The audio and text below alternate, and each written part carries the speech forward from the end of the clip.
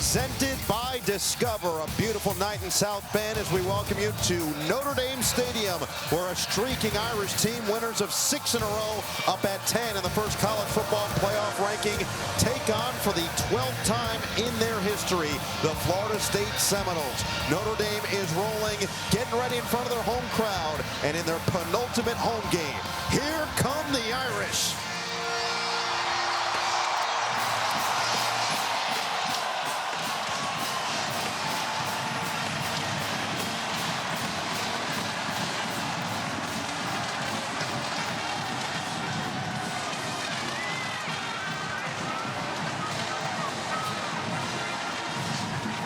Seven and 1 on the season. 6 consecutive wins after the shocking loss week 2 as we send it down to Catherine Tappan. Coach, you told us that Florida State's record is not a reflection of the talent on this team. So how did you prepare your group to ignore the outside narrative?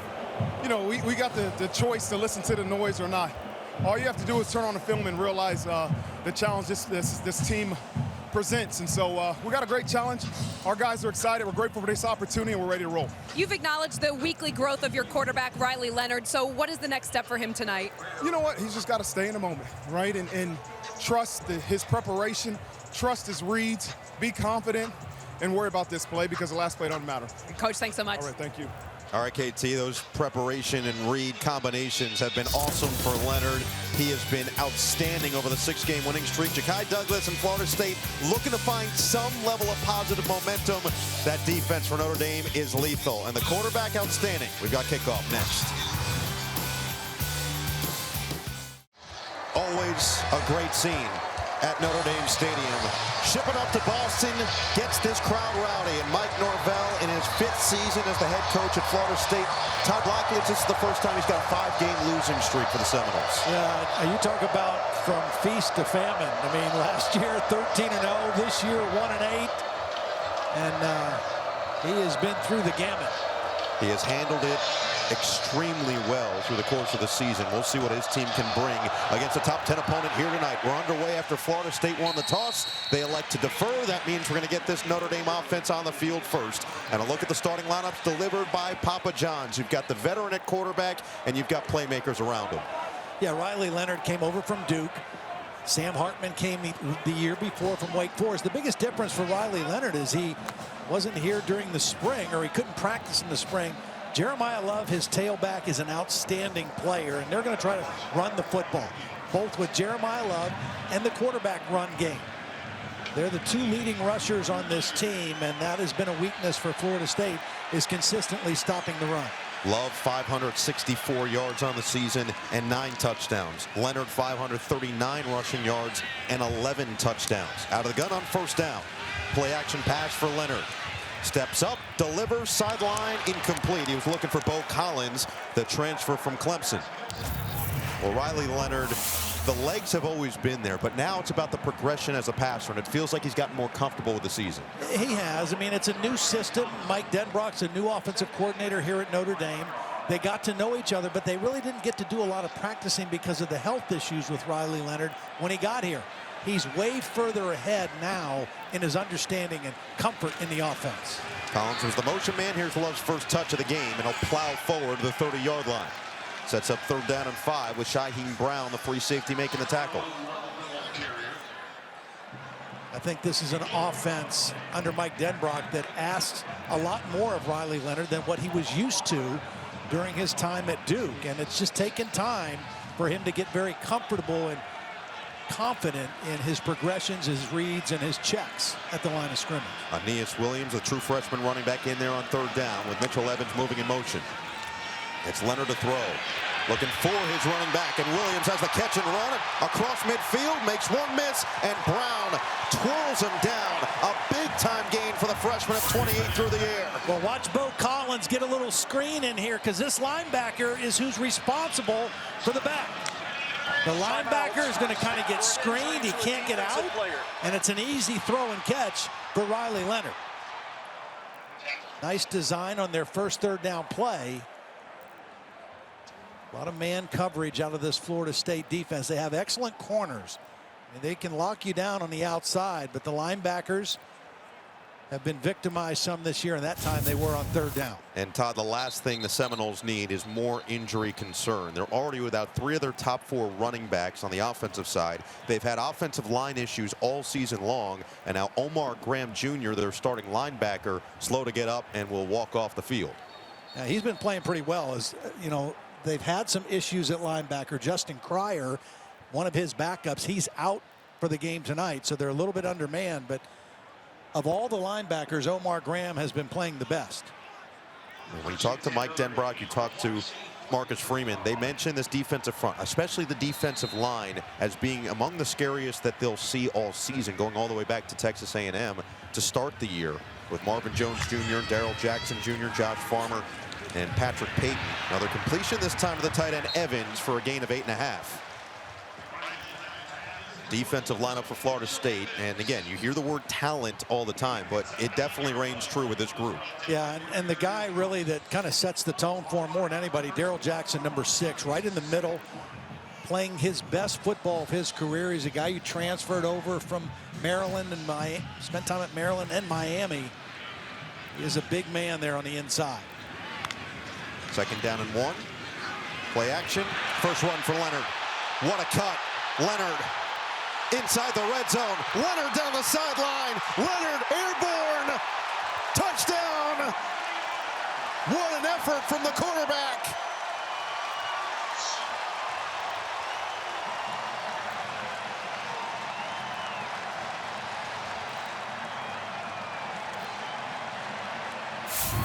I'm not sure if this was a design run for Riley Leonard or not, but a very instinctive run.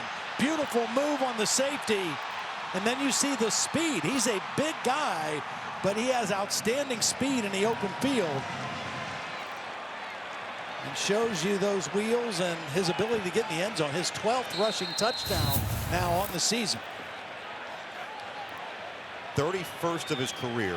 Now 8 straight games with a rushing touchdown for Riley Leonard, and the return of the kicker Mitch Jeter, who missed the last couple of games here, will look to add on the extra point, and does, to cap off a 5-play 75-yard drive. And in 1 minute and 43 seconds, Riley Leonard from 34 yards out shows off the wheels, shows off the agility, and shows off the hops at the end of this. An all-around effort from your signal caller to put Notre Dame on the board first here at South Bend.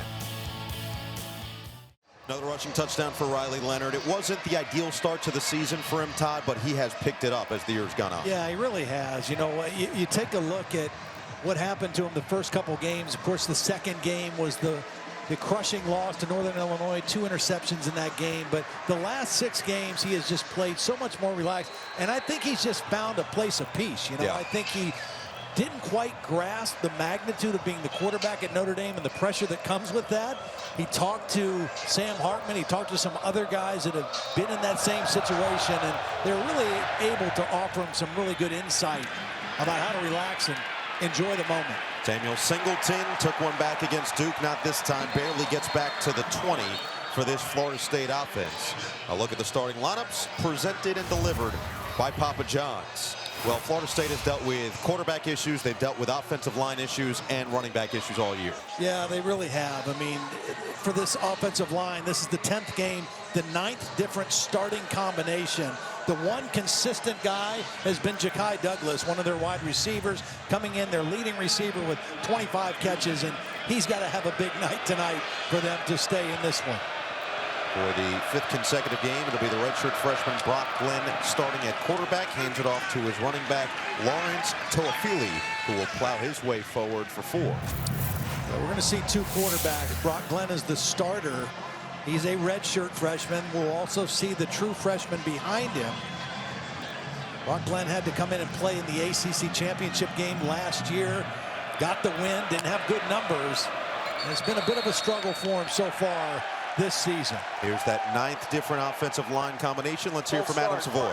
Offense, number 63, 5-yard penalty, 2nd down. That is one of the mainstays, the right tackle Jeremiah Byers, who missed 3 straight games early in the season. You can see the left tackle looking in at the football, kind of making sure they're on the same page, but it was the right tackle who flinched. Toafili will stay in there, essentially negating his first down run. Now 2nd down and 11, and they pitch it to him with good space. Toafili's going to get the first down and then some, out of bounds at the 34. Really nice block by Kentron Portier, number 1. He comes down. You're going to see on this quick toss, the wide receiver is going to crack back inside. There's the block. And then the speed of Toafili to get outside.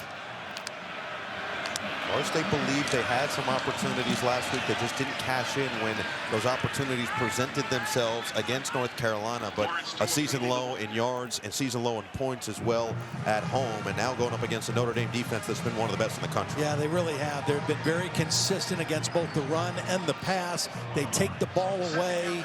It's a veteran group. Al Golden, the defensive coordinator. Jack Kaiser, the inside linebacker, playing his 63rd career game as a Fighting Irish football player. Brock Glenn, you see the poise just getting a little bit better each week. Mike Norvell has felt he's gotten better with each rep. His first pass is an incompletion to Landon Thomas, the freshman tight end. Sets up 3rd and 6. 3rd down has been a problem area for Florida State all season, especially the last couple of weeks. The last 5 games on 3rd down, 14 of 65. That's only 21.5%. And Notre Dame happens to be one of the best 3rd down defenses in the country. Led up front, especially up the middle, with Howard Cross and Riley Mills, the captain. Let's see if they bring the pressure here on 3rd down and 6. Kaiser showing blitz. Here they come. Glenn in trouble. Rolls. Glenn will tuck. Glenn gets hit and comes up a yard short. Nice play made by Christian Gray, the cornerback. Riley Mills coming around the way to help him out and set up 4th down. Well, Notre Dame's going to show you a lot of different ways that they bring pressure. It comes from different angles. They do get some heat on Glenn, and he does a nice job extending the play, coming up a little short. And the offense still on the field. Florida State has the most conversions on 4th down in the FBS this year, 18 for 29 on the season. This one is 4th down and 1.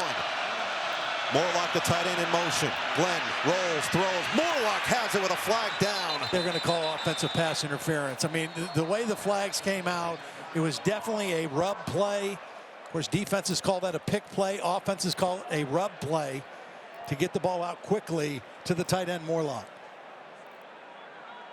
We'll confer and confirm.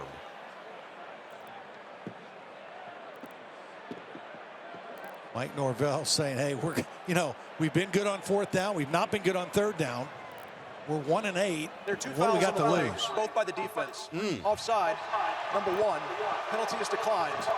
Holding, number 1. 10-yard penalty from the previous spot. And an automatic 1st down. Both going to go against Jordan Clark, the nickel. Yeah, right down the bottom of the screen. And there's the hole. The way they ran that route, I thought for sure it was going to be offensive pass interfering, but it was definitely a hold on the nickelback Jordan Clark, and a 1st down for Florida State. He was battling with Ja'Kai Douglas. Again, the consistent production from Douglas does create a little extra, and the 1st down extends the drive. Singleton now in at running back. A trip.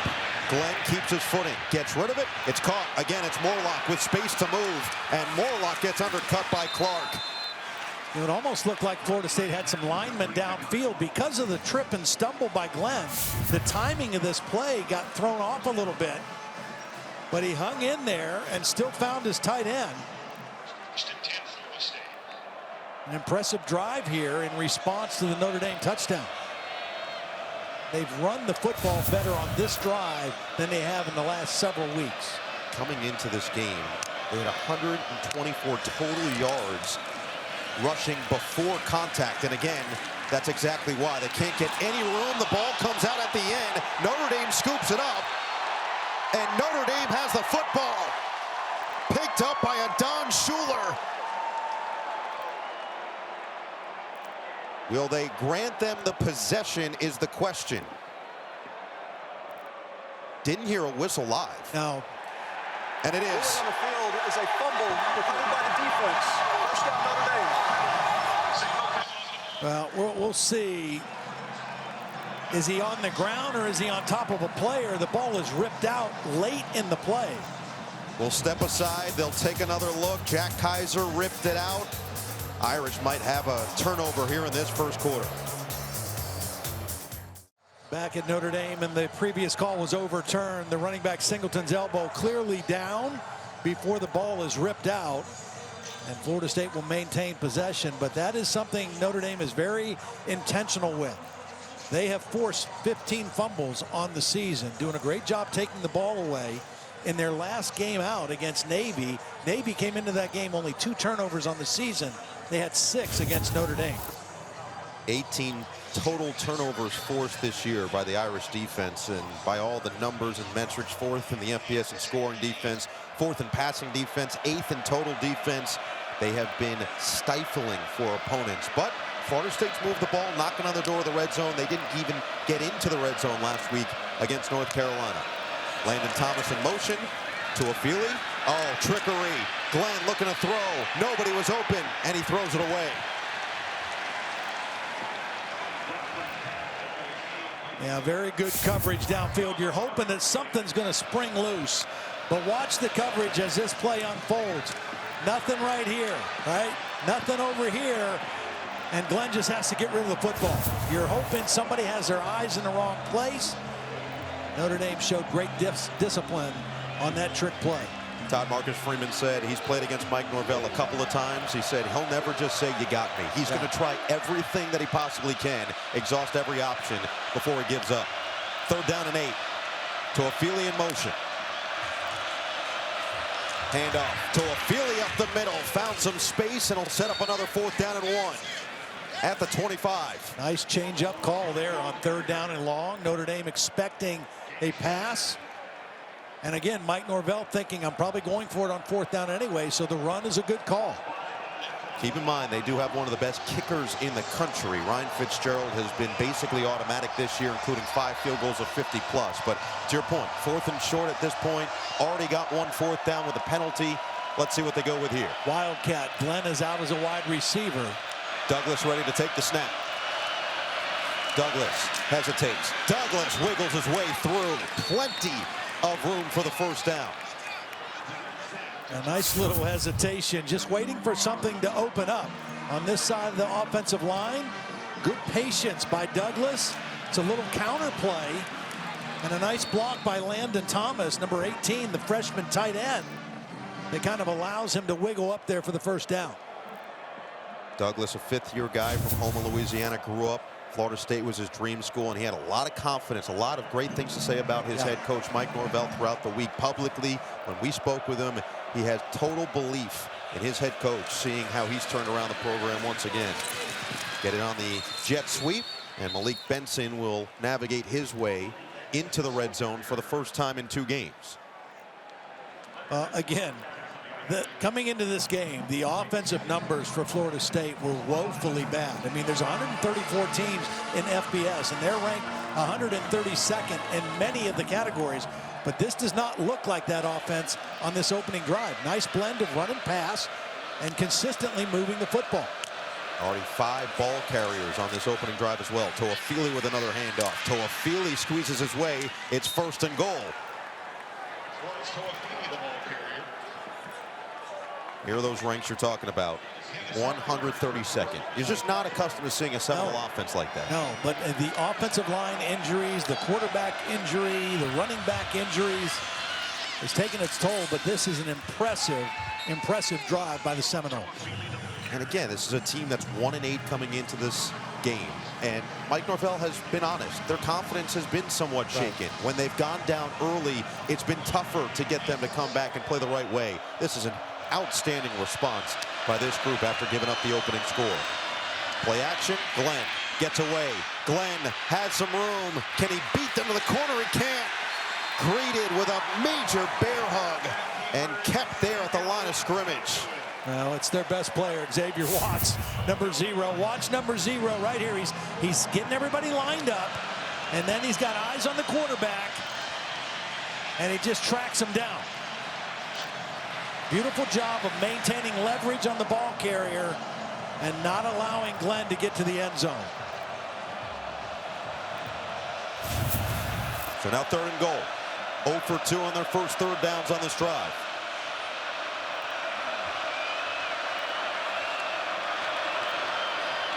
Glenn rolls. Glenn forced out of bounds. Shoved out by the combo of Osbury. Yeah, again, good coverage. Just the hardest part of the field to throw effectively. Just nothing there, and Glenn does the only thing he can, which is try to get a few yards and get out of bounds. And they got to take points here. I mean, you've got to pay off this drive. It was such a good drive. You can't come away empty here on 4th down. 59-yard field goal earlier this year for Fitzgerald. He's made 5 from 50-plus, but this one, a chip shot from 23. And one of the best kickers in the country adds 3 more points to his total this season. Florida State drives all the way down the field and gets points on the board. 7-3 here in the first.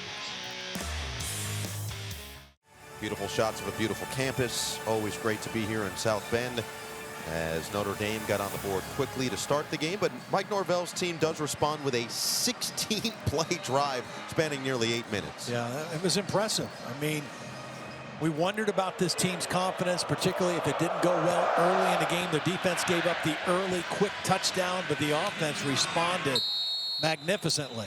There's a reason that Ja'Kai Douglas has so much belief in what Mike Norvell brings to the table as the head coach. Last season, 13-0, but even the year before that, 10 wins. They'd won 19 consecutive games.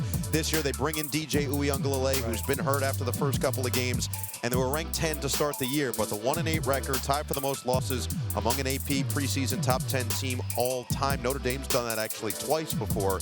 But he did take over a program that was already somewhat in the downward slope, and he's turned it back around. Well, the 3 years prior to him taking over, 2 of those 3 years were losing records. Then he got off to a slow start his first 2 seasons, but then he turned it on the next 2, and then, again, just kind of went completely the opposite direction this year. And a lot of that had to do with DJ Uiagalelei and his injury and things just not getting on track offensively early.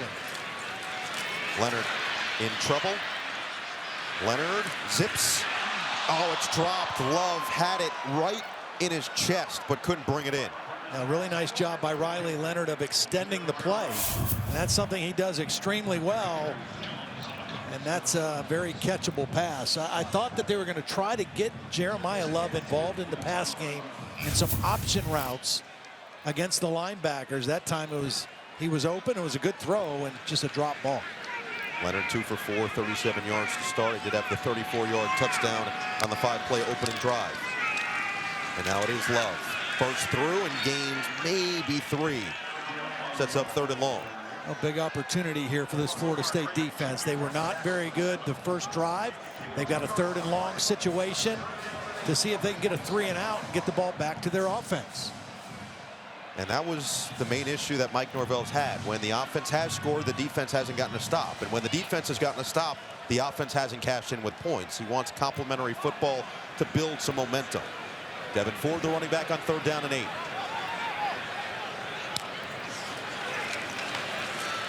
Leonard uncorks, too high. Looking for Mitchell Evans, would have been more than enough for the first down. Instead, a 3 and out for this Notre Dame offense. Yeah, nice coverage by K.J. Kirkland. This is number 24 right here in the middle. He's going to pick up the tight end. The intended target, Mitchell Evans, in perfect position for the coverage. A little bit of pressure on Leonard, but good man coverage and a 3 and out for the Florida State defense. We've seen Evans make some insane grabs over the years. So first punt of the game will be the Australian James Rendell, sending it to the freshman Lawayne McCoy. McCoy, dangerous, hasn't busted one yet. Lets this one bounce, and it takes a Notre Dame bounce just shy of the 30. Will be downed at the 32. 41-yard punt from the Aussie with 4:21 to go in the first, and the second crack for this Florida State offense at some points.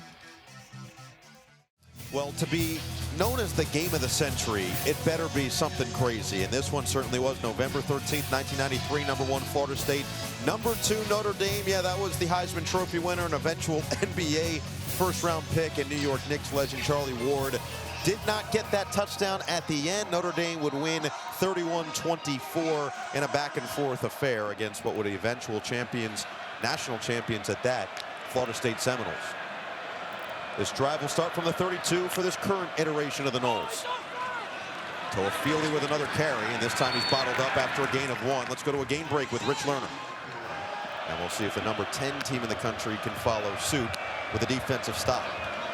Douglas, the motion man, delayed handoff, and Toafili's going to push the pile near the 40, caught up at 39. Well, you know, look, I don't think we can underestimate how good this has been for Florida State's offense. Coming into the game, they were averaging 76 yards a game rushing. They've got 63 yards rushing right now in one possession in the first couple plays of this one. So already the offensive line, this iteration of the offensive line, their 9th combination, is doing a pretty nice job against this pretty rugged Notre Dame front 7. And Toafili's highest rushing total on the season in the game was 80 in the win against Cal. He's yet to run for 100. He's already got 46 on his first 8 carries. And a whistle. I think Mike Norvell called timeout. They were a little bit confused. The play clock was down. Timeout. And a good choice to get the right play on this 3rd down play. So that's exactly what they'll do with 2:58 to play in this opening quarter. Florida State has started 0 for 3 on 3rd down, but they did convert on a 4th down, get a penalty on another 4th down, kept that long first opening drive of 16 plays alive. And look, the one thing you hear about this Florida State team, despite the record, despite the way things have gone, 5-game losing streak, they've shown up every day to practice with the same mentality, and that's always the key for a team like this. Yeah, I mean, it's hard, right? Like, I never played on a team in the NFL or in college football or in high school that was 1-8 at any point in a season. So I don't really know from firsthand experience what that's like. Now, my dad has coached on some teams in his coaching career that had a similar kind of start to a season. And it's hard, but you got to keep putting the work in. You keep investing in the growth of your program and the growth of your team as individuals and collectively. And it's showing up a little bit right now. 3rd down and 3. Williams, the motion man. Glenn back to the air. A lot of backpedaling. Batted down. Nearly picked. Big Gabriel Rubio got the hand on it. And it's 4th down.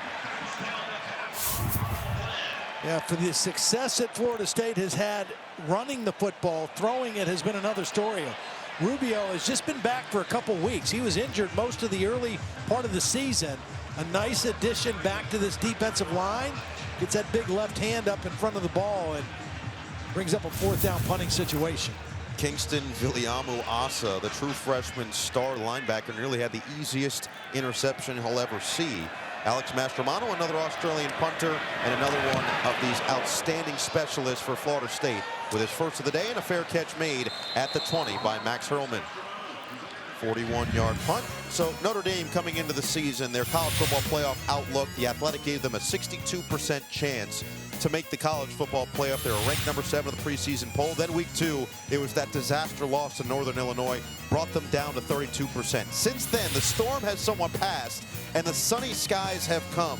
6 consecutive wins entering week 11. They've got an 88% chance to make the college football playoff, ranked 10 in the first ranking, and it's really all within their own control the rest of the way. Yeah, I mean, they will be favored in every game they play from here on out.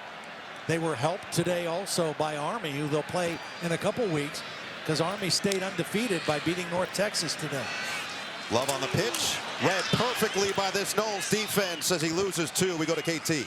Yeah, guys, and I asked Howard Cross about the first college football playoff rankings, and spoken like a typical veteran. He said, timeout for an injury to an offensive we do have an injury here on the field, guys. We'll get back to this in a second. Noah? We'll take a look to see who's down on the field. Looks like the true freshman left tackle. Yeah, Anthony Knapp. Yep. He's the 3rd true freshman to start on the offensive line in a season opener at Notre Dame. Had allowed 1 sack over the last 2 years in high school and was hoping to be part of a select group, true freshman, that could start an entire season. Has started every game to this point, his 9th consecutive at one of the most difficult positions to play on the offensive side. He's got his feet tangled up there. Good defense by Florida State at the point of attack, and for a loss of yardage run play. Good to see him coming off under his own power. So Tosh Baker, who has started 2 games last year, will be out there in his place for the 2nd down and 11.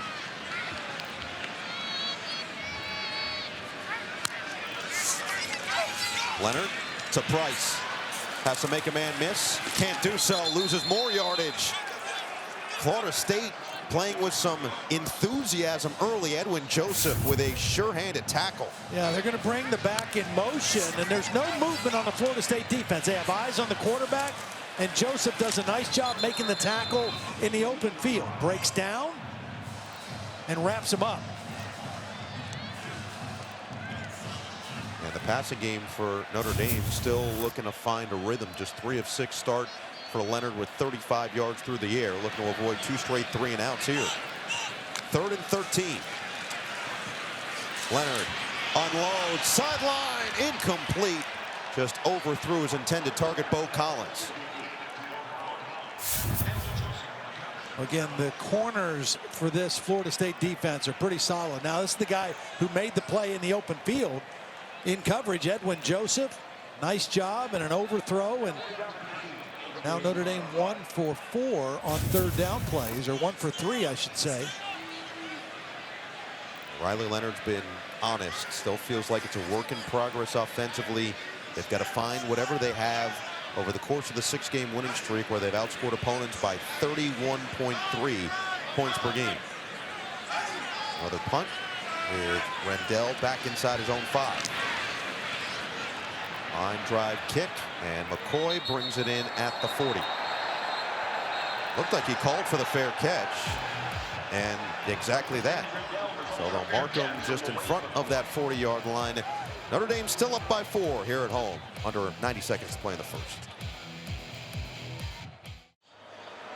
Florida State with 77 yards of total offense in this first quarter, had just 201 against North Carolina over the course of the 4 quarters.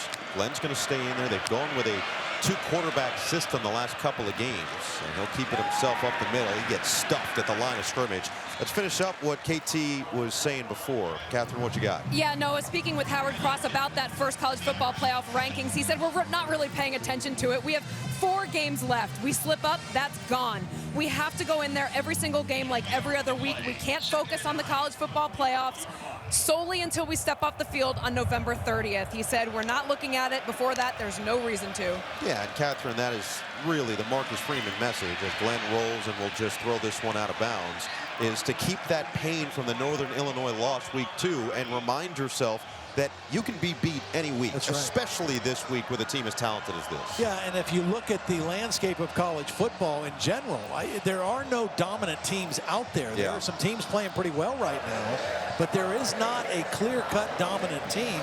And so, you know, right now for Notre Dame, they're just trying to stay focused on the task at hand, the task in front of them, and find a way to get into the college football playoff. And potentially even host in that first round. 3rd down and 9. Still looking for that first 3rd down conversion. Glenn rolling right, throws, incomplete. Tight coverage on Ja'Kai Douglas by Christian Gray. You know, they're trying to make it simple for the quarterback, rolling him out, kind of cutting the field in half, but just sticky coverage. I mean, Christian Gray all over Ja'Kai Douglas, and nowhere to go with the football. You know, they lost their #1 corner, Benjamin Morrison, in the Stanford game. They replaced him with a true freshman, Leonard Moore. But Christian Gray on the other side has played outstanding football all season. So Mastromano will look to back up Max Hurleman, and this punt unit was something that Marcus Freeman really shouted out. They got to win the punt game, and they nearly got a hand on that one. I don't know how Mastromano got that one away, and does find a way to get Notre Dame inside the 20. This drive is going to start from the 16. Adon Schuler came in and had a perfect angle. Yeah, I don't know how he missed it. I mean, he was there, he laid out. I think he got a piece of it. Just barely. He might have got a finger on it. That is outstanding work again. Alex Mastromano, if you want to find a bright spot for Florida State, their specialists have been off the charts this year. Yeah, the punter and kicker, and they have got 5 block kicks as well. 4 field goals and a punt. To be fair, I've been told that you really have to live up to your hair in life, so he's just doing that. He's just trying to make sure he deserves the haircut he has. Darian Price in there. He's got the first down carry. Slips through. Price up the middle. Big gain on first down. Brought down by K.J. Kirkland, but picks up 17. Well, they're going to bring the tight end over, just kind of seal this end. Good double team at the point of attack. And a nice job by the back just slipping through there. Price. And probably definitely the most productive run that we've seen other than Riley Leonard's touchdown run for this Notre Dame offense.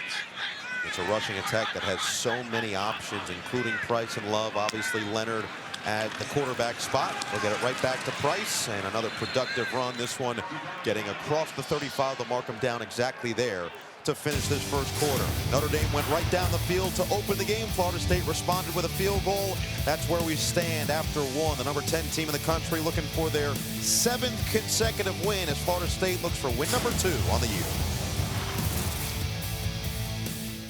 Clear night, little bit brisk, but here we are in South Bend. No Eagle Top Blackledge. Catherine Tappan, Terry McCauley. Look, it's easy for people to say Notre Dame should dominate this game, but right. Florida State has played excellent through the first quarter. They really have, and they don't look like a 1-8 team right now. The defense had a rough first possession. Now they've kind of settled down. The offense has played really well, particularly running the football. Have not got much out of their pass game, but they've run the football well so far. Speaking of running the football, that feels like, offensively at least for Notre Dame, their bread and butter, and they're still leaving some level of meat on the bone so far. Yeah, they are, and Riley Leonard is not real sharp throwing it right now. They've got to get him involved maybe more as a designed runner as well to kind of put pressure on the Florida State defense. We'll see what they do the rest of this drive as they've got it to start the second quarter. Leonard had the 34-yard touchdown on that opening drive as Notre Dame went right down the field. Florida State, you see 78 yards through that first quarter. Just a really positive sign after struggling to move the football down the field last week against North Carolina. 2nd down and 8 to start this second quarter. Price was the productive back to end the first. He'll stay in there here on this play. Raritan, the tight end, in motion. Price the handoff up the middle. Oh, there goes Price. He's got speed. Price, can he beat him to the end zone? No, he's out of bounds. Just barely 61 yards on the gas for Jadarian Price. 1st and goal, Irish. Ruling on the field as the ball carrier was out of bounds at the 4-yard line. Watch the double team right there. That's the key block. You get a nice block by the wide receiver, Bo Collins, number 5, and then the speed of Price. Now, Bo Collins came over from Clemson. He's been the leading receiver. They're going to take a look at it. It looked like his toe was right on the sideline. So take a look right here as he gets knocked by Earl Little. Was it? Maybe not. Oh. Maybe he stayed in. Take another look. Again, remember the call on the field, but ooh, he might have done an excellent job to stay in bounds right there. I think he had his heel up off the ground. Exactly. I mean, it was over the sideline, but it was not touching. So man, that is super, super close. Terry McCauley, I know you're watching this. You're looking at replays. What are you seeing? Yeah, no, I don't think his heel touches the white at all. And the rule is if he scores before taking a second step, then they can give him that advance, which is exactly what he did. He only took one step and then crossed the goal line. So this should be reversed to a touchdown. What an effort by Jadarian Price. Earl Little Jr., great effort by him as well, just to catch up to Price and try to make it so that he was out of bounds. But if it does get moved to a touchdown, it would be a 65-yard run by the junior from Denison, Texas. Well, this Florida State defense had to deal with a great back a week ago in North Carolina. Omarion Hampton will be a future NFL guy, and they knew coming into tonight they were going to see 2 guys that both were going to present the same kind of challenge. After further review, the ball carrier was not out of bounds. It's a touchdown. Rejoice here at Notre Dame Stadium. 65 yards to the house. Jadarian Price set it up at the end of the first and then let it rip to start the second.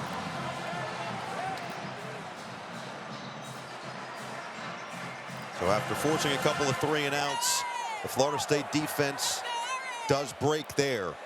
And Jeter will come on and try to make it 14-3.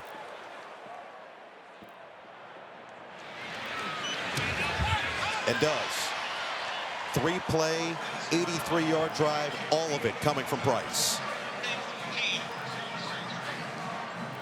So 25 seconds into the second, and now an 11-point lead. Well, time now for a look from above, brought to you by Walmart.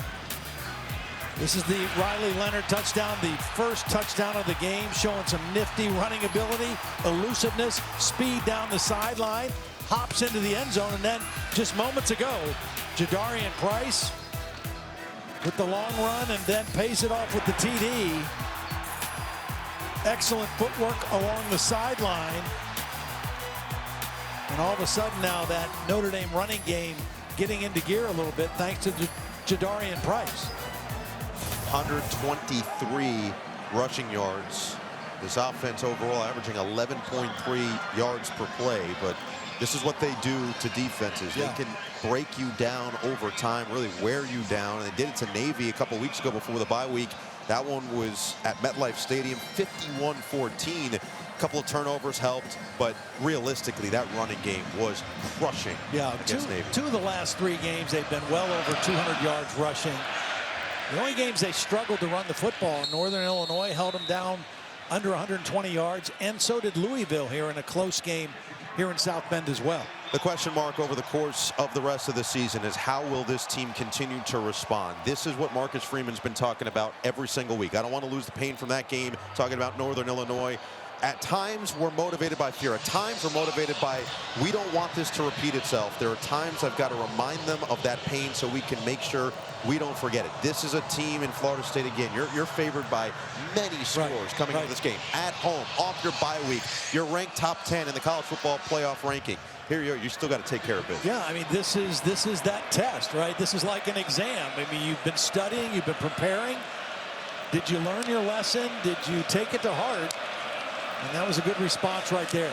First action for Luke Kromenhoek, who is the other quarterback that we're going to see today as he dives forward across the 30. It's the 2-quarterback system that we've seen. You've got a redshirt freshman in Brock Glenn, and you've got a true freshman in Luke Kromenhoek. And Mike Norvell has liked what he's seen at times from both of them, but you've got to limit mistakes, and that's really the biggest key moving forward. Yeah, I mean, obviously they're inconsistent right now. They've turned the ball over, both of them, too many times. Neither one of them has completed over 50% of their passes. But this guy was a very promising guy out of high school. Big arm. Kromenhoek will roll and complete. First down, catch and run. Hakeem Williams picks up 9. A nice little first throw and catch for Kromenhoek. Little bootleg action, get him away from the rush. And a throw to a fellow freshman. They're really high on their 2 freshman tight ends, Landon Thomas and Amari Williams. Toafili back in there. Productive start to the day with 46 yards for the running back. Thomas in motion. Pitch it. Toafili on the outside. And he's shown off the speed and power as he's going to get to the 45. And we check in with Rich Lerner. Second down and 5 upcoming here with Singleton now in at the back. Delayed handoff. Singleton bursts forward. First down across midfield. Good push again up front by this offensive line. We weren't sure if Maurice Smith, number 53, their starting center, was going to be able to go tonight. But he is doing a good job of kind of running the show up there. The strength of this Notre Dame defense is their 2 inside tackles. Take a look at that all-state first down line. Handoff, Singleton spun down at midfield by Tui Alamaka, who has played exceptionally well after some injuries on the defensive end. Yeah, there he is right here. Watch him just slip inside the left tackle.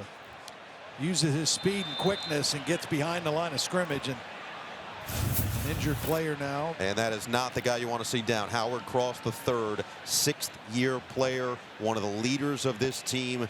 We'll step away and check in on him when we come back from Notre Dame Stadium, and the Irish up 14-3. Moments ago, good sign to see Howard Cross walking off, albeit with a limp, back to the sideline. Take a look back at the play. You see him circled right here. Yeah, it's just going to kind of get twisted in there. Looked like his left leg got up underneath him.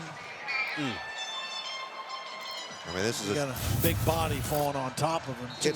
It's also a defensive front that is without Jordan Botello, one of their ends, and then lost Boubacar Traore, who's a talented young defensive end. So they're playing guys like Burnham and Tui Alamaka. And now Donovan Heinisch, the junior from Pittsburgh, is going to be in there for Cross, the sixth-year man up front. Mills with pressure. Mills with a sack. Kromenhoek couldn't get away, and the big man dumps him for a loss of 8.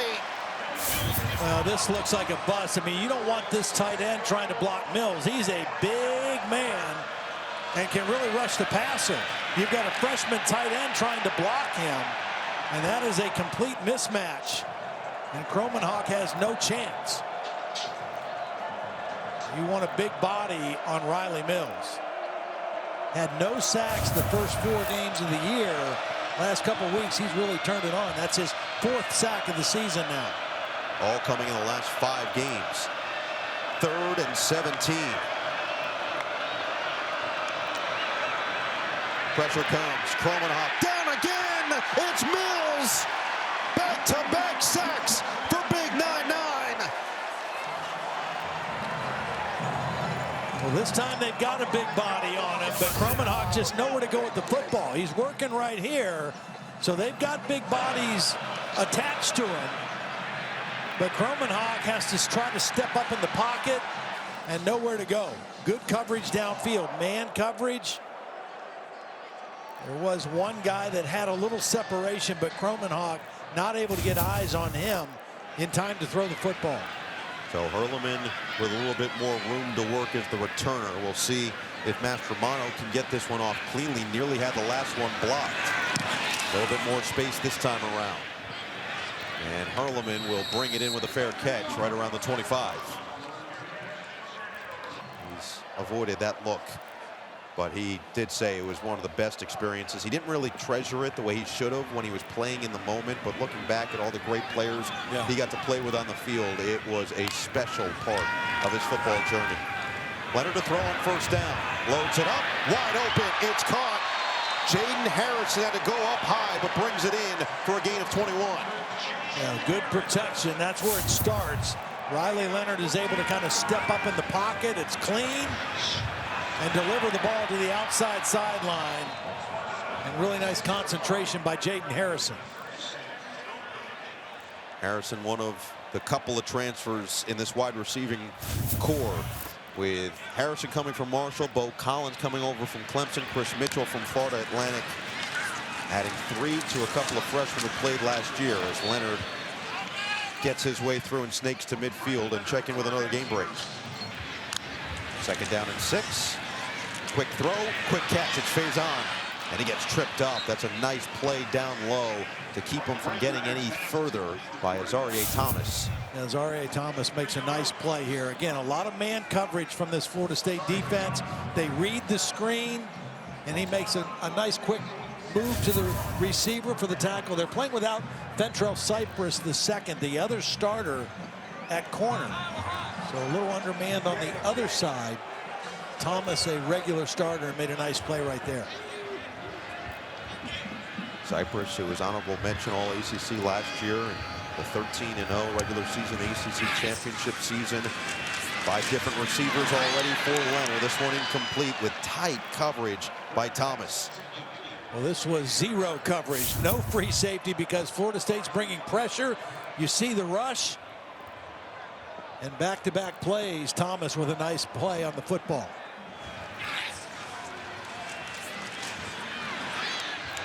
He was looking back for Jaden Harrison, who made the 21-yard grab to begin the drive, but this one will stall out just in front of midfield, and now they'll look to pin FSU back deep in their territory. Wayne McCoy back to receive. And makes the catch. Will look to return. McCoy evades 2. And McCoy will get it across the 15. That's nice work by the freshman as the ball did come out, but he was ruled down by contact. 39-yard punt, 7-yard return. Jack Kaiser got down there to make the play for Notre Dame as their defense comes back out. On this team, and they have loved his production. This is going to be a run up the middle and gets it across the 20s. We go to KT. Yeah, guys, we saw Howard Cross limping off the field. He spent about 6 minutes and 45 seconds in the medical tent. He's in the huddle with his teammates right now. He was talking to Riley Mills. His helmet is on. They spatted his left ankle and foot. We'll keep an eye on him to see if he goes back in this game. All right, KT, appreciate that. Yeah, that is definitely wrapped heavily for Howard Cross III. His father played a long time, tight end at Alabama, and then 13 years with the Giants in the NFL. Brock Glenn back in at quarterback for Florida State. Play action on 2nd down and 5 as he rolls yet again to that right side and does get past the line of scrimmage and collide with the official before sailing out of bounds. I'd like to see Florida State have some crossing routes, some stuff in front of the quarterback rather than rolling them out all the time and cutting the field in half. I'd like to see trying to get some of those quick receivers if they can get some separation against this man coverage that Notre Dame likes to play. You also wonder how much of that is a lack of trust in another new offensive line in front of him. It all plays together, that's for sure. 3rd down and 3. 0 for 6 on 3rd down. Play clock under 5. Just get it off. Glenn, quick throw, not ready. Kyle Morlock was the intended target, and Notre Dame forces the stop again. Now this looked like a mix-up too, because both tight ends, Kyle Morlock and Landon Thomas, number 18, are going to end up in the same spot. I don't think Landon Thomas was supposed to be out there that far wide. The ball was supposed to go to Morlock early. Another failed 3rd down play.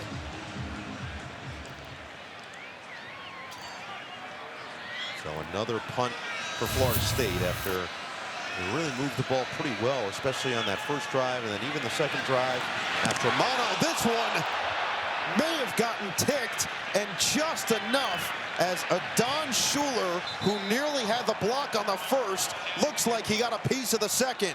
Just gets to midfield, 26-yard punt, but great field position courtesy of the sophomore from Irvington, New Jersey.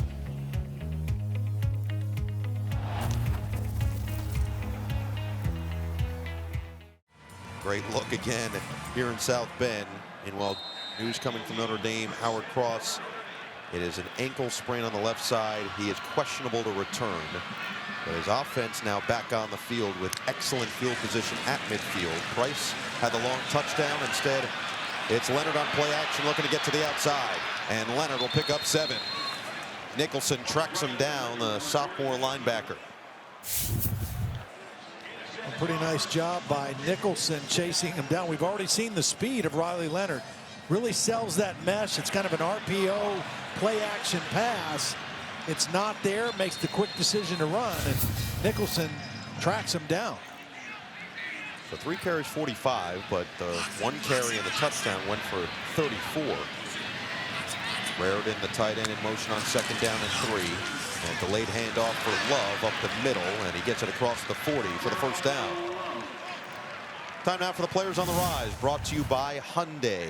And this is an interesting story. These are 2 guys that started for the majority of last year at the offensive line spots. And Marcus Freeman said it's a great example for the rest of the team. They lost their starting spots coming into this year.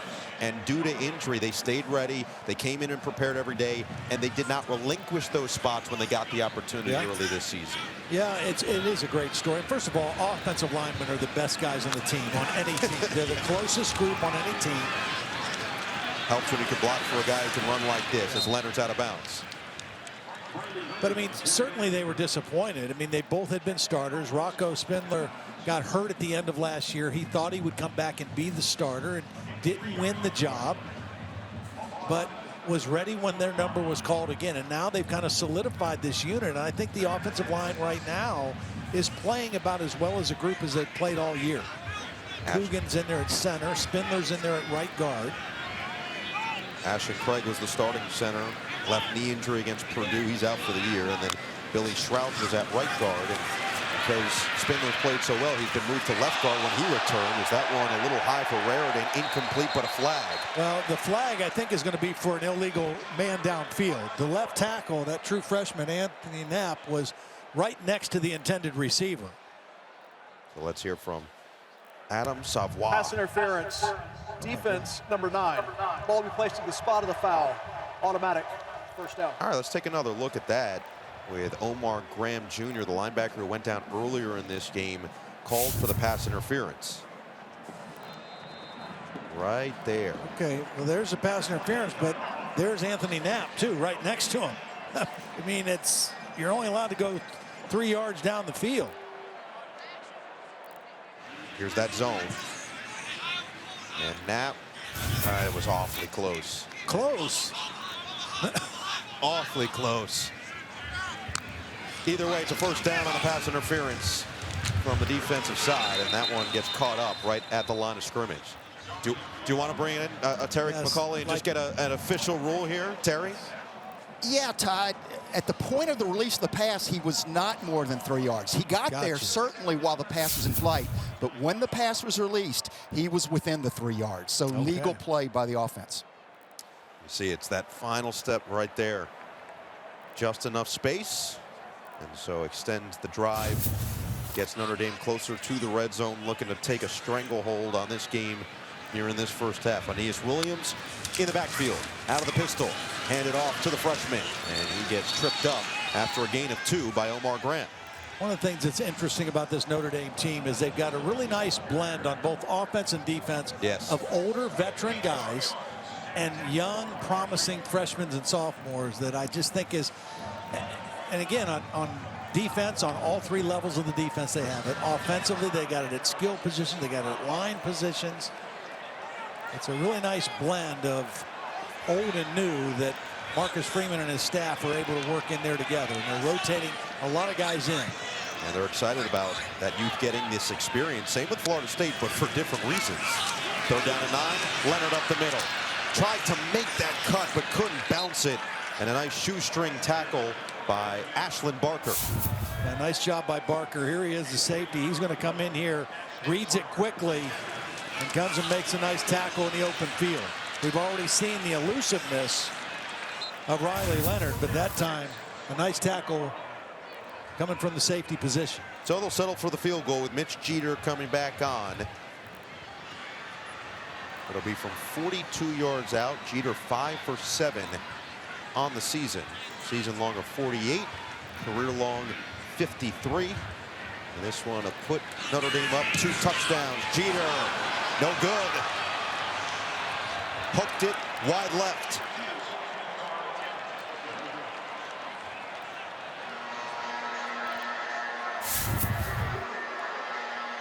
Well, the operation looks good, and the kick did not. Never really had a chance. Jeter came over, grad transfer from South Carolina.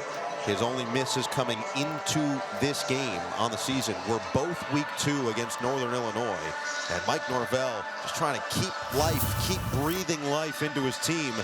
Now with 2:33, remember, Notre Dame is going to get the football, or excuse me, Florida State is going to get the football after deferring and winning the opening toss.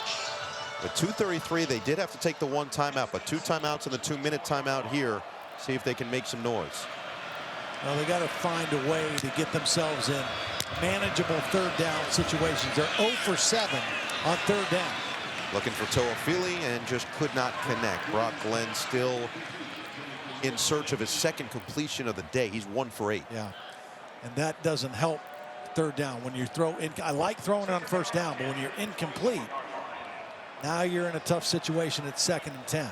And run it so effectively. Al Golden defensively, as the 3rd-year defensive coordinator here at Notre Dame. His defensive unit has been so stingy. Ran it so effectively in the first quarter. They have struggled to find that same rhythm here in the 2nd. Yep. Glenn again. Steps up, hit as he threw it, and it's incomplete. A little bit too high for Kentron Portier. Well, watch the stunt here. Watch this guy come through the loops around and gets right into the chest of the quarterback. That was Tui Alamaka. The completion percentage has been among the lowest in all of FBS this year, certainly in Power 4 quarterback play. DJ Oyunglele, 53.8 in the 4 games he played, and Brock Glenn, the worst among power quarterbacks. 3rd down and 10.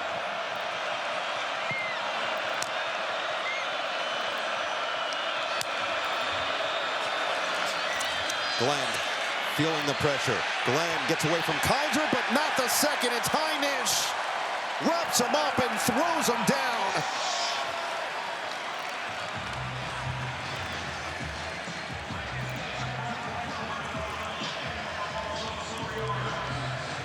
Another Notre Dame sack will take us to the 2-minute timeout as this front is eating against Florida State so far. Kaiser got there first. Heinisch cleans up the mess, and with 2 minutes to play in this first half, Notre Dame will get the football back next.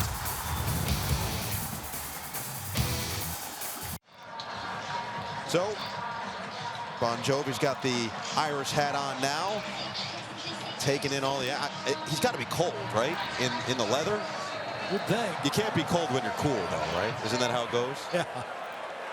Well, this Notre Dame defense has started to assert itself again. I mean, they've been so good all year. Florida State sitting here with 95 total yards. They have almost blocked, it feels like, every punt. And then great coverage by this Florida State unit as they drive Hurleman back. 4 straight drives that end in a punt. And nearly each time it just feels like Notre Dame's getting home again. And you said, I think you mentioned earlier, this time it was the true freshman, Bryce Young, out of Charlotte Christian School, who almost got there. But Marcus Freeman said we've got to win the punt game. Well, they are winning the punt game. I mean, they are definitely creating pressure.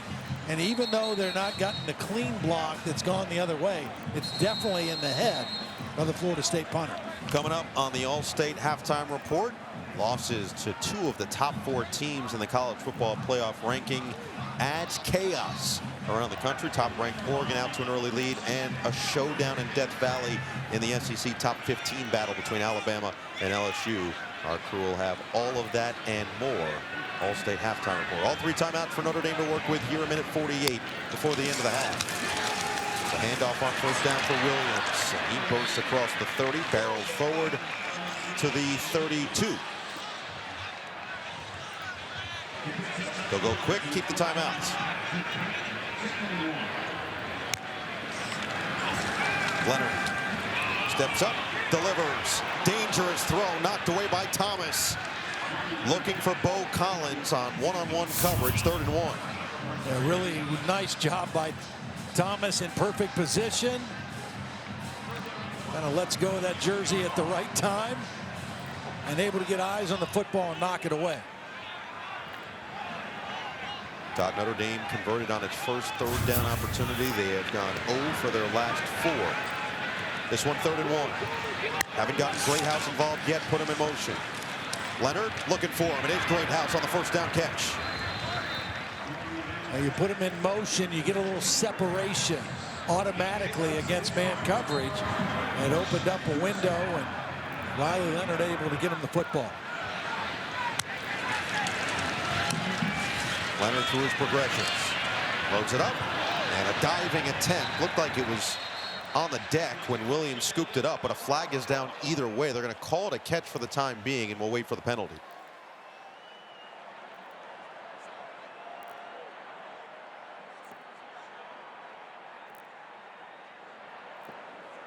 Prior to the pass, holding, defense, number 9. 10-yard penalty from the previous spot. Automatic first down. Omar Graham Jr. is having a rough night. That's his 2nd penalty on the pass. You could see he just grabs the back coming out of the backfield. Williams. And that was actually a clean grab by Williams. That's a heck of an effort to lay out by the true freshman. Either way, all a moot point, and moves the ball up near midfield with a minute to play. Leonard did not feel it across the edge. The immediate pressure came from Kevin Knowles, and he spins Leonard down. Timeout. You know, and if Knowles would have really put a better hit on, he might have knocked the ball loose. He ends up just kind of grabbing Leonard and spinning him. But if he goes right for the chest, I bet he separates him from the football. Leonard very lucky that he was able to hold on to that ball. Knowles, it feels like he was always destined to play for Florida State, Yeah. right? That is a perfect fit. 30 career starts, 47 career games played, 31 tackles last year. Came in with 27 this season. He was the Florida State Defensive Freshman of the Year in 2021. Still playing hard. This back line again. Yeah. Front and back line, there's so much talent on this Florida State defense. And now here you are with a 2nd and 16. You still have the 2 timeouts left if you're Notre Dame and 57 seconds to play, but well behind schedule. Yeah, well behind schedule. And, you know, what's happening with Florida State tonight has kind of been the story of their season. When they've been in games, it's because their defense has kept them in games, but the offense has just not been able to take advantage of it and not been able to come through with scoring opportunities. It's been deflating at times for this defensive unit that has had some real gems. Leonard on 2nd and 16. That one's batted down. Daniel Lyons with a left hand.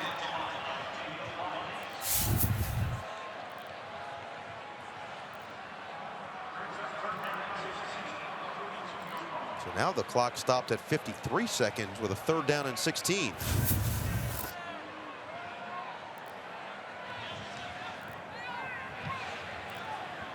Adam Fuller, defensive coordinator at Florida State, in his 5th season in that role. Devin Ford in there for this 3rd down. Play action Leonard.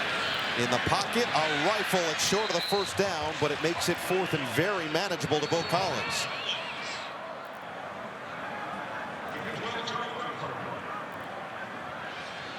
Wonder if nothing, and now they will take the timeout. I was going to say, you wonder if maybe they bring this down and try to draw them off sides and see what happened. Either way, they take it with 41 seconds left.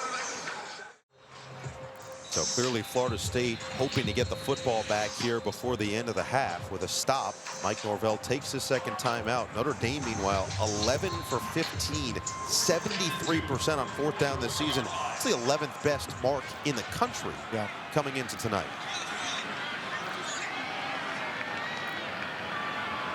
FSU deferred, will get the football to start the 2nd half. They're looking for a stop and a chance at more points here. It will be Leonard, the big-bodied quarterback, who gets to the outside and sails out of bounds at the 35. 1st down, Notre Dame.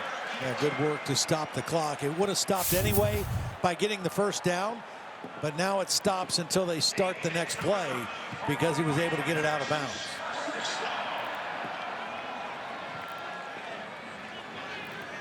It's the 3rd down catch by Bo Collins that got them into that 4th and short situation. So first set of downs with the freshman Williams in the backfield. Leonard steps up, extends. Leonard, a bullet is dropped. Jordan Faison would have had it in stride instead of 2nd and 10. Florida State did a nice job with their pass rush of just keeping him in the pocket, not letting Riley Leonard escape and extend the play. And when he stepped out, the ball was a little bit low, but definitely catchable for Faison, and unable to reel it in. But when you rush a quarterback that is elusive as Riley Leonard, you have to rush differently. You have to rush with some discipline and try to keep him hemmed in. Fake to Williams. Leonard loads up the deep ball and just overthrew the end zone. Faison, as Faison just goes and disappears into the band. Not quite on the field, but close enough to be involved in the play. Let's see if a band member tried to catch the football. No, you can't take your hands off the instrument. That would be against band protocol.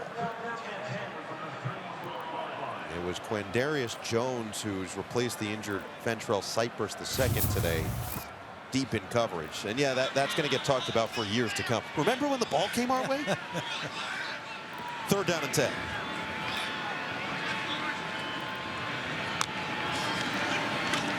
Leonard, deep drop, batted down again. This time KJ Sampson.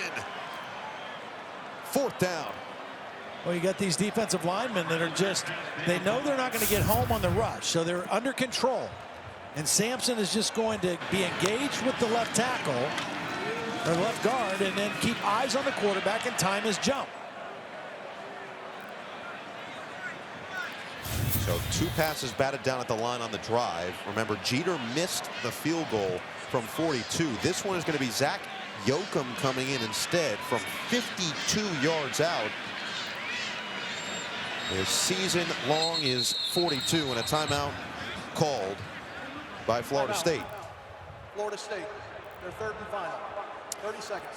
Well, again, remember now, Florida State, one of the best things they've done this year, as good as anybody in the country, is block kicks. They have 5 block kicks. 4 of them have been field goals and 1 punt. So I think Mike Norvell wanted to use that timeout and say, let's see how they're lining up and see if we can go get one here. Here a look at all of the block kicks they've had this year. Some of them from in close, including against SMU. This one against Clemson. Shaheem Brown has been a guy who has gotten his hand in there. You see number 1. He's been excellent at tracking the ball. This was the punt against Duke that they got the hand as well. But on top of all of that, if they do block the kick, they've got a field goal kicker that can make from 60 plus. Has made 5 field goals this year from 52 plus as well. Tied for first in the country through 10 weeks with those 5 blocks. And now the offense going to come back on the field on 4th and 10. A little confusion for Florida State. What personnel to get on the field? 2 timeouts for Notre Dame here. Play clock now under 10, and they will run it. It is Leonard looking for that first down. He's got it wide open to Faison, weaving his way through the defense with flags down. Yeah, Florida State, I think, had 12 guys on the field. And that's why the flag came out. They were trying to sub, didn't know whether to have the punt team or their defense on. Pretty good move that time by Mike Denbrock and Marcus Freeman to put the offense back out after the Florida State timeout and see if they could catch him, and they did.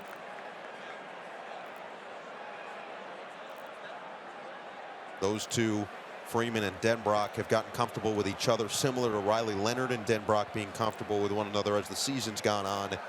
Denbrock coming over from LSU the last 2 years. And legal substitution. Defense, 12-minute formation. That penalty is declined. By rule, the clock may be restored to 21 seconds, and the clock will start on the snap. wow. I remember when that rule got changed. Yeah. Huh. What was that, about a month ago? Yeah. Yep. So now it's a whole new deal for Notre Dame. Not only do they have time, 21 seconds, and 2 timeouts, they can throw to the end zone. And Leonard will fade. Evans, touchdown! Perfect placement from Leonard, and the tight end delivers.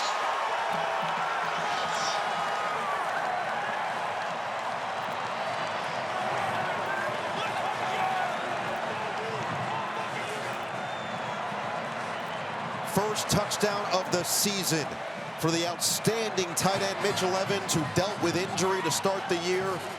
And he is back in full effect, and boy, do they want to get him involved here tonight. Yeah, they found the matchup that they wanted. The tight end Mitchell Evans against the inside linebacker Omar Graham on a little slot fade, and it was a perfect throw by Riley Leonard. So Jeter will come on for the extra point and makes it 21-3 on a 12-play, 77-yard drive. You take advantage of the big play. Here's the tight end, here's the linebacker. You got him one-on-one. You run a little slot fade. So you got lots of room outside to throw that ball away from the safety, and a perfect throw by Riley Leonard. Find the matchup and then deliver the football. What a turnaround. The ACL injury forced him to miss the last 4 games of last season. He said it made him become a better person, having to face adversity, some real adversity. And Leonard finding a connection with Evans as this season's gone on. Again, he's gotten healthier as the season's gone on, looking more and more like himself, and finally back in the end zone on that 77-yard drive. Notre Dame has had so many good tight ends over the last several years that are so important in both the run blocking and the passing game. They use multiple tight ends. They do a lot of shifting and motion with them.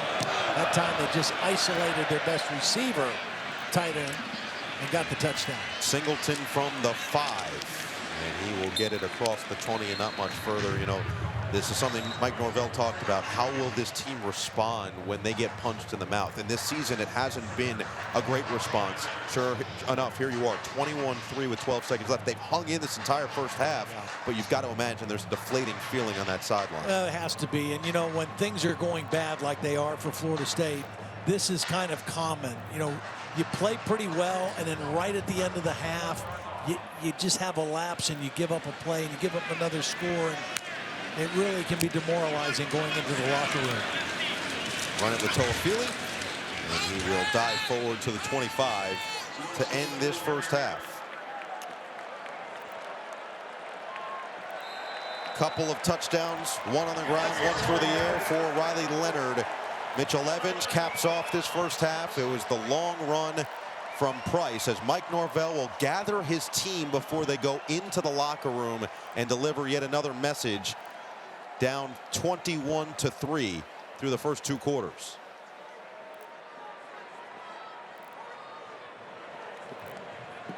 Let's send it down to KT. Coach, your quarterback is doing a great job running the ball. A nice touchdown pass there to end the half. What more do you want to see from your offense?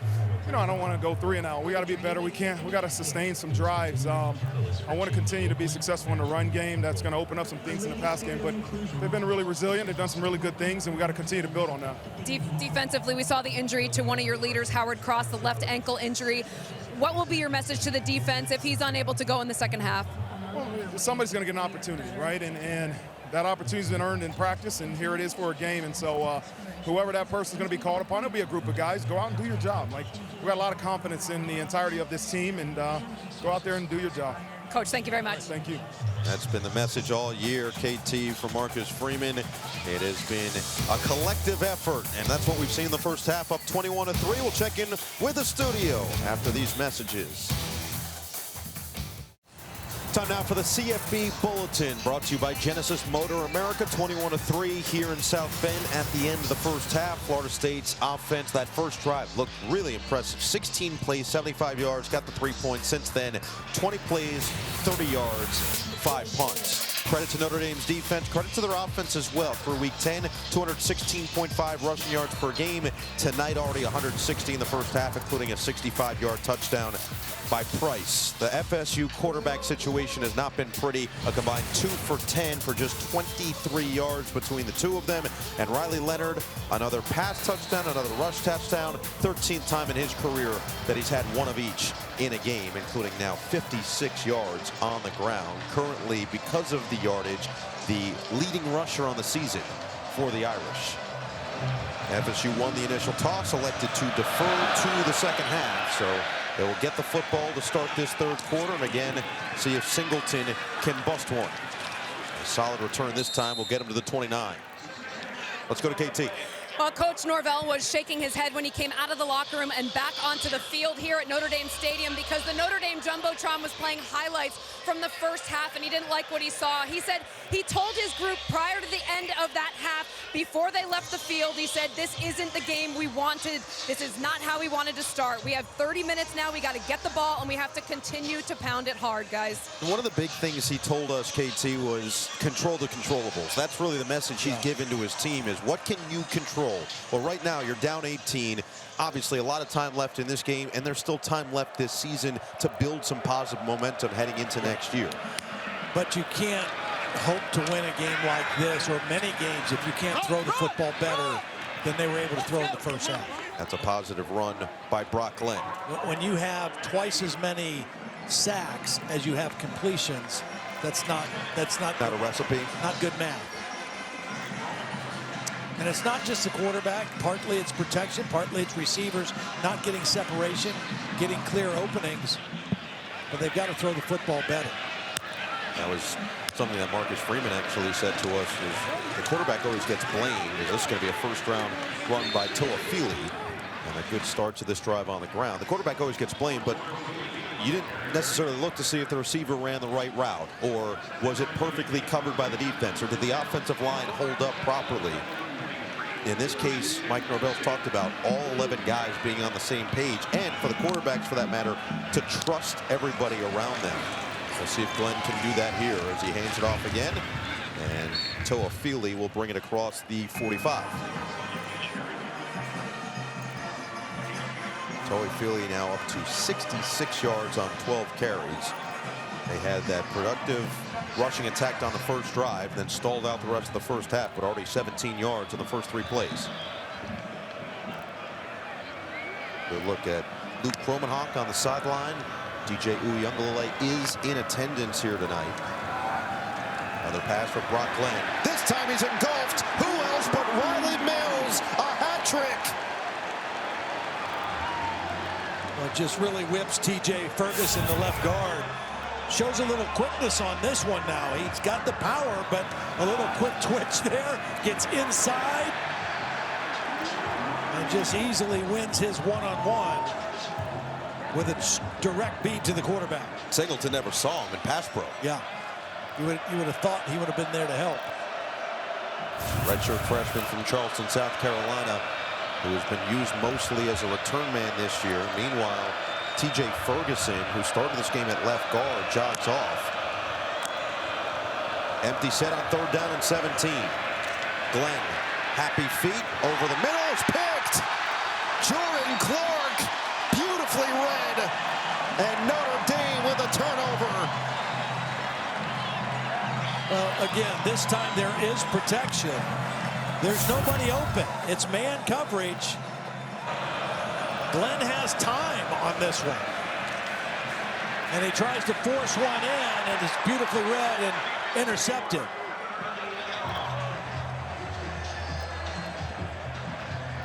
Jordan Clark just gave Notre Dame their 11th interception of the season, his first of the year, coming over from Arizona State this season. He led Arizona State in pass breakups last year with 9. And that is a big play for this Notre Dame defense. They did a great job a couple weeks ago in their last game against Navy, cashing in for 6 turnovers, led to 4 touchdowns. Now, 1st down run for Jeremiah Love as he'll get stood up at the 35. Now, coming into the ball game, an impressive +10 turnover margin for Notre Dame, improving on that tonight.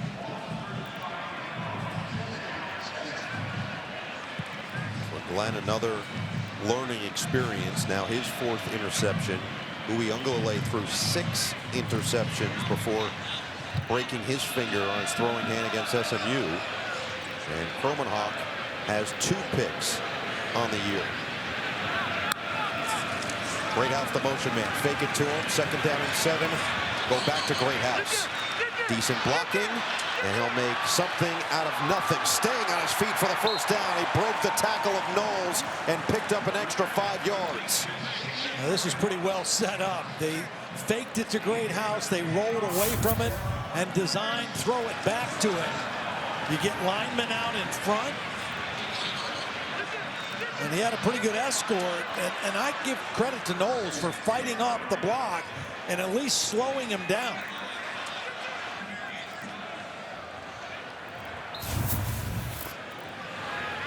Love back in there in the pistol on 1st down. Leonard loads it up. Oh, just out of the reach of Greathouse. He had a step on Knowles over the middle, and it's 2nd down. A good protection. Love did a nice job of picking up the outside pressure, and just a little too tall for Greathouse. Working on Knowles in single coverage.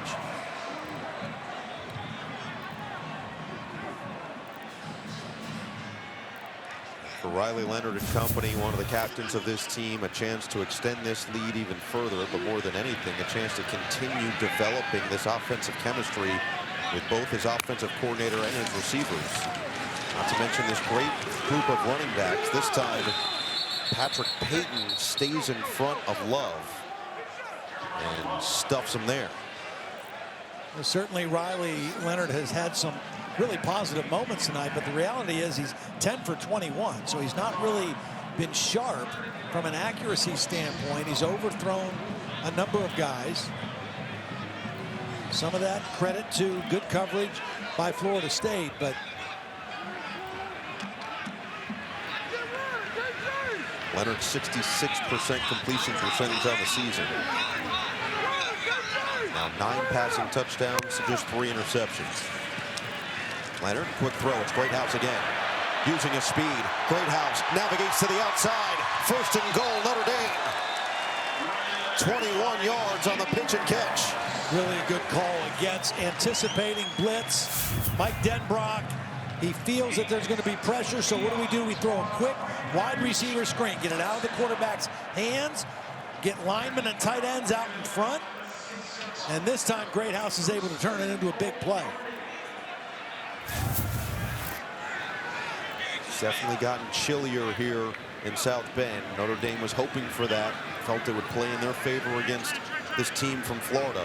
Greathouse initially from Texas. He'll go to the sideline. Deion Colsey in there. First and goal, it's Leonard.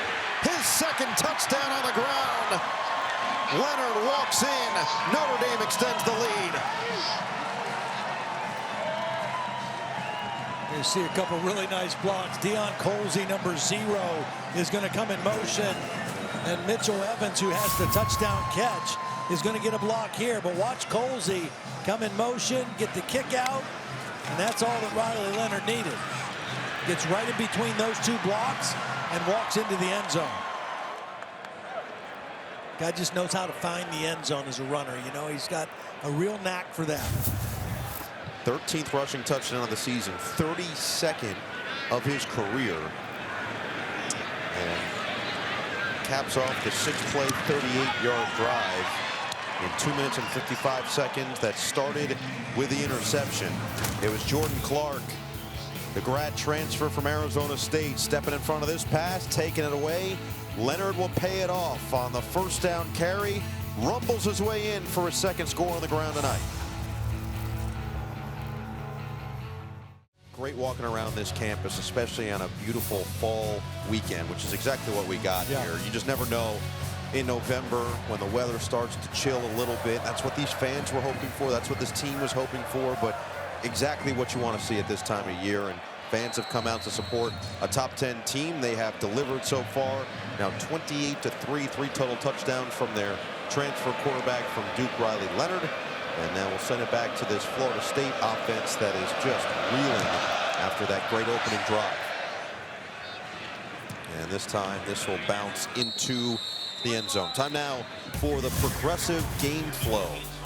Riley Leonard, 143 passing yards, 62 rushing yards, 3 total touchdowns, including that acrobatic finish on the first drive. Jadarian Price went for a 65-yard score and somehow stayed in bounds along that sideline. And Riley Mills, defensive MVP, easily with a career-high 3 sacks so far tonight. Howard Cross, his running mate, up the middle there on the defensive line, went out with an earlier injury, and now Mills looking on as his defense looks to protect the 25-point cushion. Coleman Hawk will be the quarterback here. We've seen 1 drive from him most of the day from Brock Glenn. They're combined 2 for 11 for 23 yards and interception. Let's go. Coleman Hawk will run it and get it across the 30 as we send it down to KT. Guys, as talented as he is on the field, Riley Mills grew up playing 4 instruments. He told me how that equates to playing football and said, I think it's the point of compartmentalizing things in your mind, being able to recognize it. That's something I always had a good inclination for. If I see something, I'm going to recognize the patterns. And then he jokes, it's a little different in football because you have full-grown people running at you. Yeah. Todd, do you play any instruments? Can you attest to anything he just said? No, none of it. I can play the triangle. This one blown dead before they can get the play off. False start. Offense, number 0. 5-yard penalty. It's second down. And Ja'Kai Douglas called for it.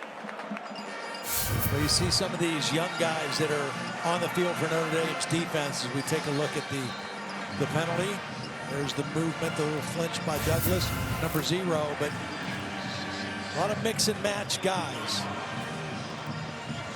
Jaden Asbury, number 4, is a sophomore linebacker. You've got Heinisch. And there's a backup defensive lineman.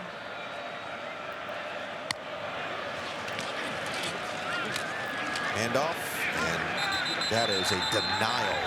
Toafili just ran into a wall of Gabriel Rubio. Rubio's another one. He's a senior, but mixed in there. And you mentioned this earlier. All three levels of this defense, Todd. Let's take another look at the stop here. You've got guys who are fifth, sixth-year guys, but you also have true freshmen, redshirt freshmen, a couple sophomores that are getting legitimate snaps on an excellent defense. Yep. Now, Bryce Young is one of those guys. I mean, Al Golden just talked so much about him. Here he is right here, a freshman defensive end, son of Bryant Young. He was a great NFL player himself. Looking to rush the passer. There's a completion to the outside of first down for Toafili. It's the first conversion all night on third down for Florida State as Watts finally stops him in his tracks. Well, that's got to feel good for Croman Hawk. Croman Hawk's 2 for 2. Only the 2 pass attempts for 24 yards. A highly regarded recruit in the class of 2024. Part of the reason for all the success Florida State had last year was the elite quarterback play Jordan Travis brought to the table. He turned it over just 2 times in 11 games last year. And again, we talked about the interception numbers for all 3 of these quarterbacks, and turnovers as a whole have been a big issue for this offense. Yeah, we talked about the positive turnover margin for Notre Dame coming into the game -12 for Florida State, and that got worse. There's DJ on the sideline as well. Second down and 6 for Croman Hawk. Stays in there, delivers, and just could not connect with his running back Toafili. Another third down situation. You know, the crazy thing, seeing DJ Uiagalelei on the sideline. There was a night a few years ago when he was wearing a Clemson uniform. He was in this stadium, and he lit up Notre Dame's defense. The career high, 439 yards, 2 touchdowns. He went 30 of 41, and I mean that was early in his career back in 2020. Coming in for Trevor Lawrence and just was lights out. The future looked very bright, and he has had some high moments over the course of his career, including the last couple seasons at Oregon State. Third down and 6, they'll run it up the middle, and Singleton breaks free into the secondary. Dragging tacklers inside the 30. Caught him sleeping, and Singleton takes advantage. 26 yards. Yeah, really nice job by Jacob Rizzi. Watch number 64 right here. Watch him kind of get to the next level and pick up the defensive end and just kind of open things up for Singleton. I think Notre Dame definitely thinking pass on that third down play, and well executed by the O-line by Florida State. Longest play of the day for this Florida State offense. This time they'll pitch it, and Notre Dame's right there. Watts in the backfield. They've had some success on the toss play so far in the ball game tonight. This time, no go. Watts was reading it. He comes across the line of scrimmage quickly and is there to wrap up. He's having an outstanding season. When he decided to come back, they really challenged him to become more vocal, to become more engaged, more aware of the whole defense, improving his one-on-one pass coverage, and he has taken all of that to heart. He's had an outstanding season. And you see he's been more willing to play closer to that box area, even closer to the line of scrimmage than he has in the past. A lot of times they said he would just diagnose something and try to fix it from the back end.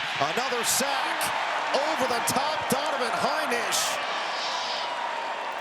Those two have combined for 5. Mills and Heinisch wreaking havoc in the backfield. Now this is just an Olay block by Andre Otto, number 65. I mean, Heinisch just goes by him so quickly. The back is helping inside. I mean, you just can't get beat that quickly one-on-one. Quarterback has no chance.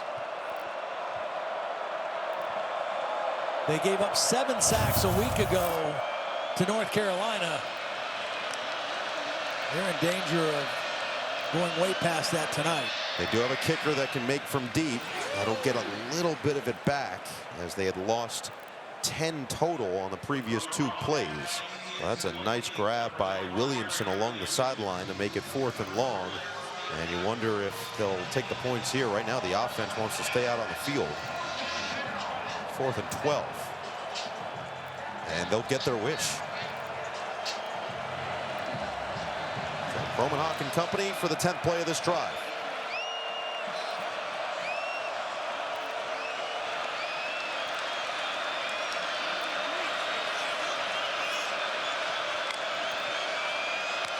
Empty set. Kromenhoek feeling the pressure. Kromenhoek is sacked.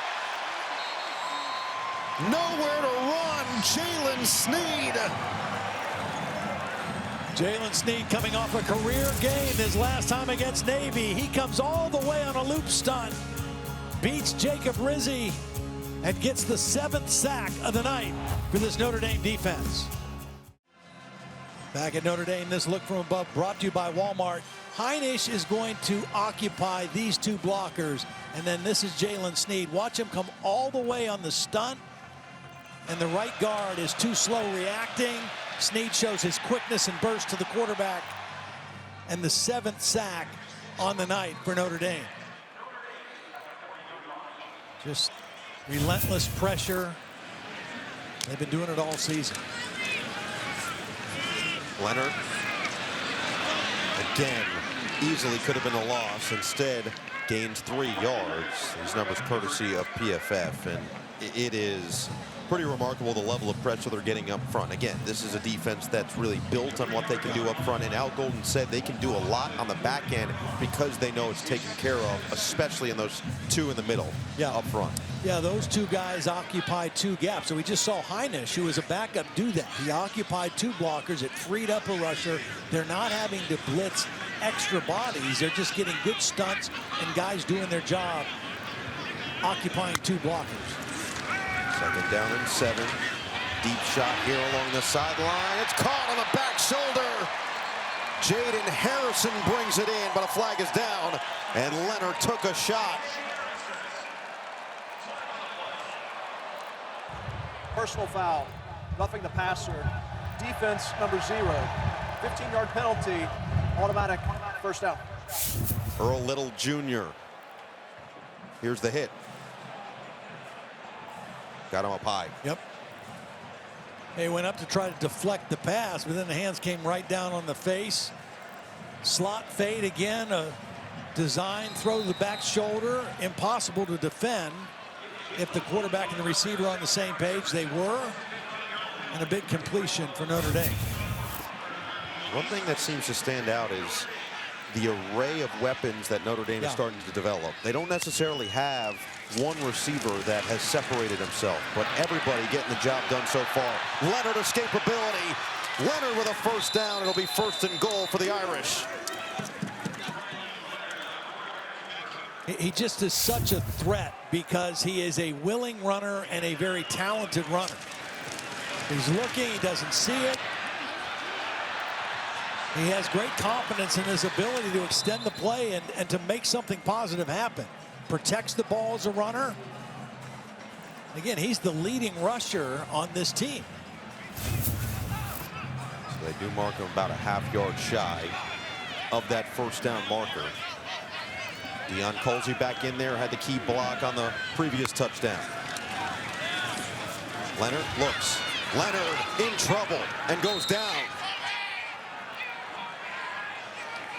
I think he wanted to throw this quickly to Cooper Flanagan, number 87, because the other receivers were blocking downfield. He wanted to get the ball to 87 quick, but he was covered. He had the double clutch and then just good pressure coming inside by Florida State. Yeah, Tomiwa Durajaye. I knew you were excited to say it. 3rd down and 5 now. Clock ticking in this 3rd quarter. Notre Dame has controlled possession similar to what UNC did last week against Florida State. That was something that Mike Norvell was hoping to change today. Evans was the motion man. Leonard looked that way first. Now back the other way to the end zone. Incomplete through the hands of Faison.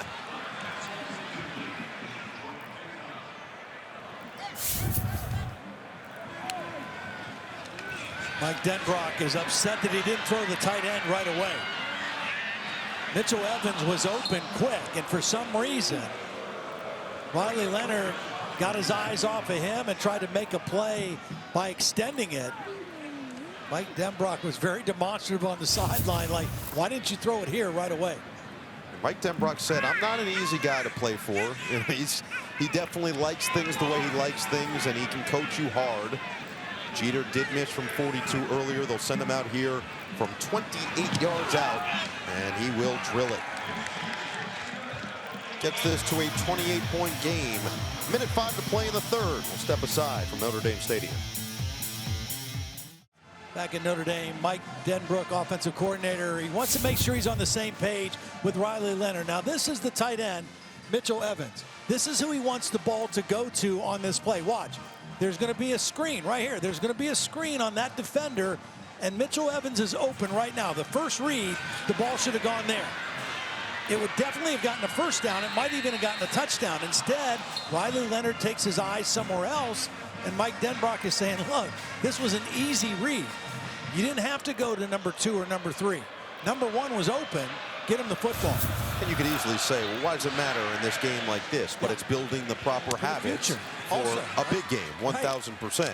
As you get closer and closer to the potential college football playoff, and Singleton spins away from 2 would-be tacklers, gets it across the 25. And Riley Leonard said that a lot of what was difficult for him early in the year has become second nature, but that's just another example. Keeping things sharp the rest of the way here. You've got, after this one, 3 more games, Virginia at Army, which is at Yankee Stadium, and then going to USC. This is actually the only team in the top 15 that's got 6 road games this season. As Toafili makes the catch and loses yards. Flag is down as Osbury came in and laid the boom. Here from Adam Savoie. Curious to see with this penalty. I think Toafili needed to cut Illegal block in the inside. back. Offense, number 63. Penalty is declined. It's second down. Right tackle Jeremiah Byers was called for it, but declined because of the loss on the play. Will make it second down and 12. Again, Mike Norvell has really handled the difficult season as well as you could ask for. He's been upfront and honest. He's taken a lot of responsibility through the season. He's apologized to the fan base. He's apologized at times to the kids for the level that they've played at. But it just feels like they still need to go back to the drawing board every week. And it's a different area of concern as the play clock gets all the way down to 0. That's going to be a delay of game. And unless they took the timeout, which they did. Prior to the expiration of the play clock, timeout, Florida State. So 23 seconds left in the third. Timeout from Florida State. We'll check in with Rich Lerner. All right, 2 scores now for Genty. That is obviously huge. I mean, Boise State right now is completely in it to, if they can run the table the rest of the way, they're in. It's a guarantee for themselves. But if they lose, it opens things up for another one of those group of 5 schools that are in the mix, including a school like Army, who's going to play Notre Dame in 2 weeks. Absolutely. I mean, Boise State was ranked number 12 in the initial college football playoff ranking. Clearly the highest ranked non-Power 4 conference team.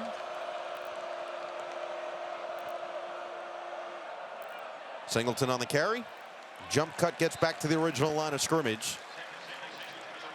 Will likely take us to the end of this third quarter. Kingston Viliamu Asa. Yeah, boy, very high on him. A true freshman. Very smart. Actually wears the green dot when he's in there as a communicator. Played at St. John Bosco High School out in California. A powerhouse program in the LA area. So lends us to the fourth quarter. Notre Dame looking for their 7th consecutive win and in complete control here at home. 31-3 through 3. Doing it on both ends of the field so far.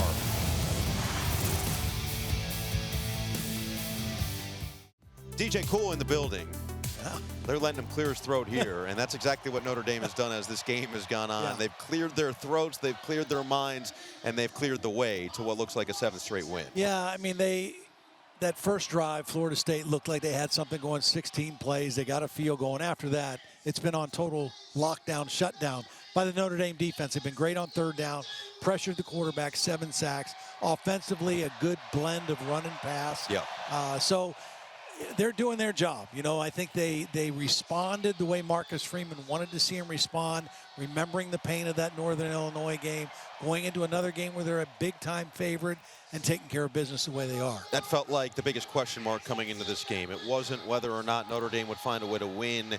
It was whether or not they would dominate the way that they're capable of dominating. And after the first Florida State drive, it feels like it's been complete and total dominance from Notre Dame on every facet of the game. Yeah, I mean, even in the punt game, they did deflect a couple punts, almost blocked another one, but I think they did respond the way, and maybe that first drive really got their attention. Sure. Right? And what the coaches had told them all week, that this is a talented team, and the talent of this roster does not fit the record. And I think they got that message loud and clear and played a very impressive ball game so far through 3 quarters. Marcus Freeman said, I'm sure people are going to say, hey, you're ranked at 10. Hey, you've won 6 consecutive games. You should feel good. You should feel like you're heading in the right direction. He said, I don't care. I don't want to hear it, as Riley Mills again rushing the quarterback, forced the errant throw, and forced the 4th and 10. Yeah, it's just nothing in the passing game. I mean, again, the quarterback is going to roll out to the right. There's 3 receivers running routes over here, and the quarterback is all the way on the right sideline. I mean, he can't even see those receivers and ends up just having to dirt the football. But the pressure has just made it almost impossible to do anything in their passing game. Riley Mills having what has been a career day, pumping up this crowd. And they're letting Florida State hear it a little bit. This is an FSU special. Award champ, right? Oh yeah. Mastromano with the punt. Hurleman will return it and get to the 35. So number 10 Notre Dame. We've seen a couple of top 10 teams falter today across college football. Some others in action right now around the country. Notre Dame just looking to continue to take care of business. Love with a jump cut will pick up a yard. And if they do, and what everybody seems to be talking about here is, can they host a college football playoff game? Not can they get it, can they host if they got in? The way they're playing right now, there's no question they're going to be in that conversation. Yeah, I think so. I mean, there's a lot of big games left here down the stretch. This is Notre Dame's remaining schedule. The thing that stands out to me about this football team is their physicality, both on offense and defense. They are a very physical football team. And I think as you move towards the college football playoff, those teams have a real advantage if you can be physical at the line of scrimmage.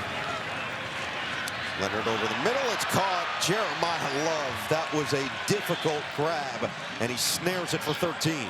This is what they wanted to do with him. Little option routes out of the backfield. Runs a really nice route, and then shows the hands in traffic to make the catch. You give the back an option route. If the defender is outside, he breaks in. If he's sitting inside, he can break out. There's a nice read and a catch by Jeremiah Love. He has not had the normal productive day on the ground. 7 carries, 14 yards for Love. It's been Price and Leonard who've combined for 154. They'll throw again. Pump, fire, Leonard on target. He's done it again. Mitchell Evans, I'll take that. Mike Denbrock said he wanted to get him some more balls this week. What a beautiful catch. Extending. Did he control it? Oh, boy. It hits the ground and it It's moves. moving Exactly. after it hit the ground.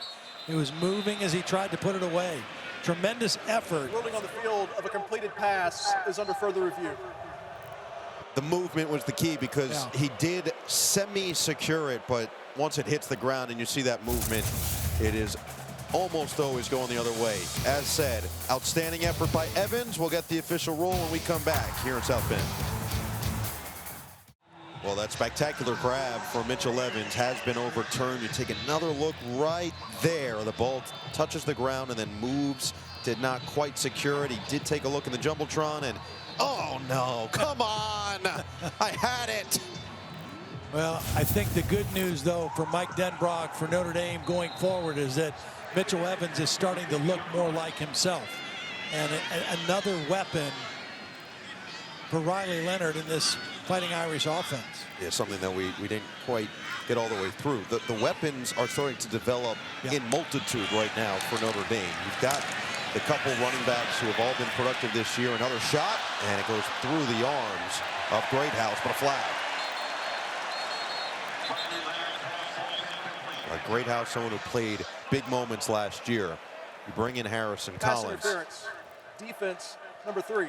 15-yard penalty. An automatic first down. We'll go on Knowles here. Yeah, the ball was a little underthrown, and as Greathouse is trying to get back to the football.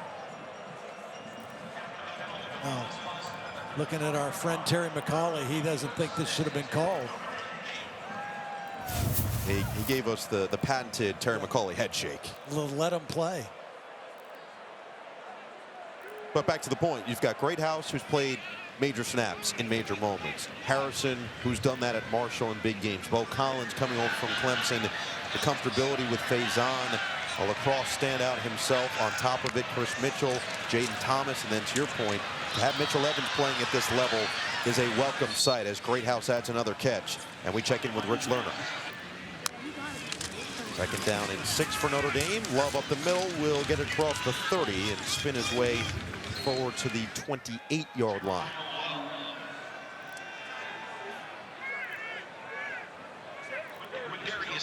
This is an offensive line that Marcus Freeman has really loved the way they've developed through the season. The depth has been obvious just based on the injuries. Losing Ashton Craig at center. At one point, losing Billy Shrouth, who did return, but you've had a guy in Sam Pendleton who has started a bunch. Obviously, Rocco Spindler and Pat Coogan. We talked about their journey and roller coaster, being starters and returning, losing their jobs, getting back into starting roles. And they have played well today up front. Again, getting great pushes for Leonard and company. This one, loft, caught, Greathouse. What concentration by the sophomore.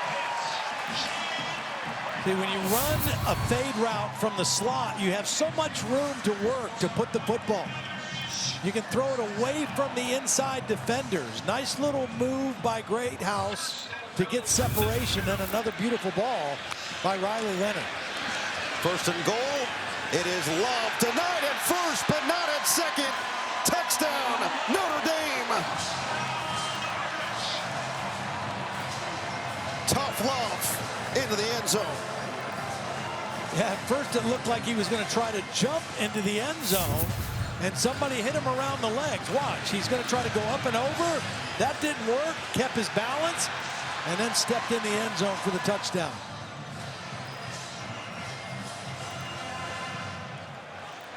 FSU got the push, but it's Love, his 10th rushing touchdown of the season, his 11th of his career.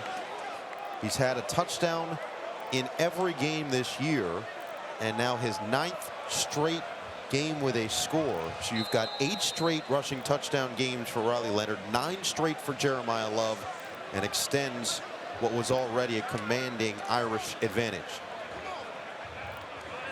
A great balance of run and pass. You know, it's just been, when you can run the football the way that Notre Dame has been able to run the football, it just sets up so much of the other stuff you want to do. A little extracurriculars going on here after the extra point. Obviously a lot of frustration. Shaheem Brown is down after all of this, and Marcus Freeman not happy.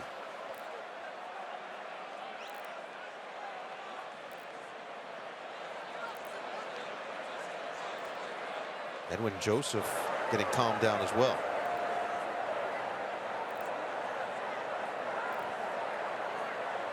Sam Pendleton being talked fouls to. by both teams after the play. Unsportsmanlike conduct, Notre Dame number 72. Unsportsmanlike conduct, Notre Dame number 74.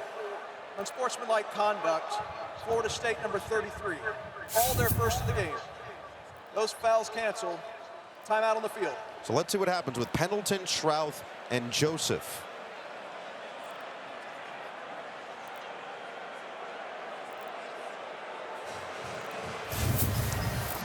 Marcus Freeman hot on the sideline, but no harm, no foul.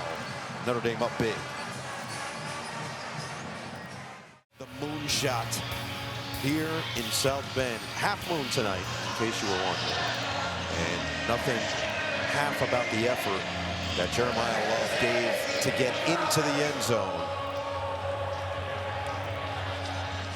Well, that was a full costume in there. In the chaos of the crowd at Notre Dame Stadium. Either way, whatever works right now for this Irish team. As Singleton, serenaded by the singing of the crowd, will get it across the 15 with a flag down.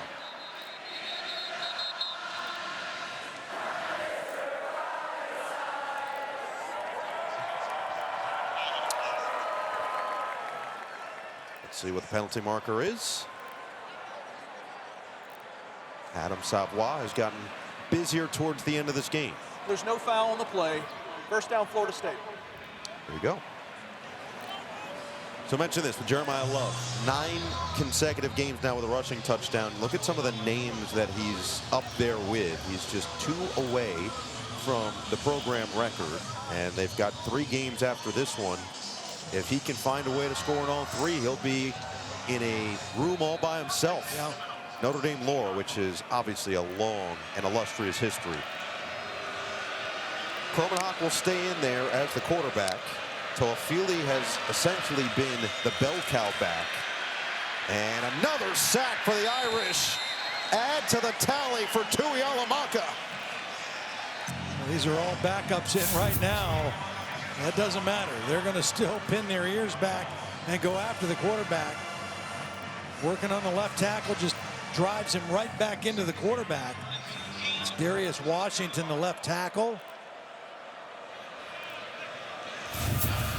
And with that sack, 8 sacks on the day, ties the second most in program history. That was 8 against Michigan State in 1987. Singleton will get the carry and gets leveled backward. Program record also against Michigan State on the road back in 1994. 9 sacks in a 21-20 win in East Lansing. This is with Riley Mills, has been watching on the last couple of drives here. The captain has 3 by himself. Remember, Howard Cross went out with a sprained ankle earlier in the game, was questionable to return, but at this point don't need his services. 3rd and 11. Another 3rd and long for this Noles offense.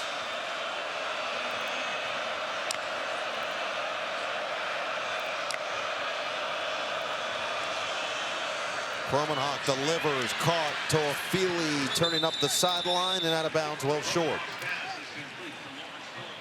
And that's the only passes they've been able to complete, is when the ball comes out quick.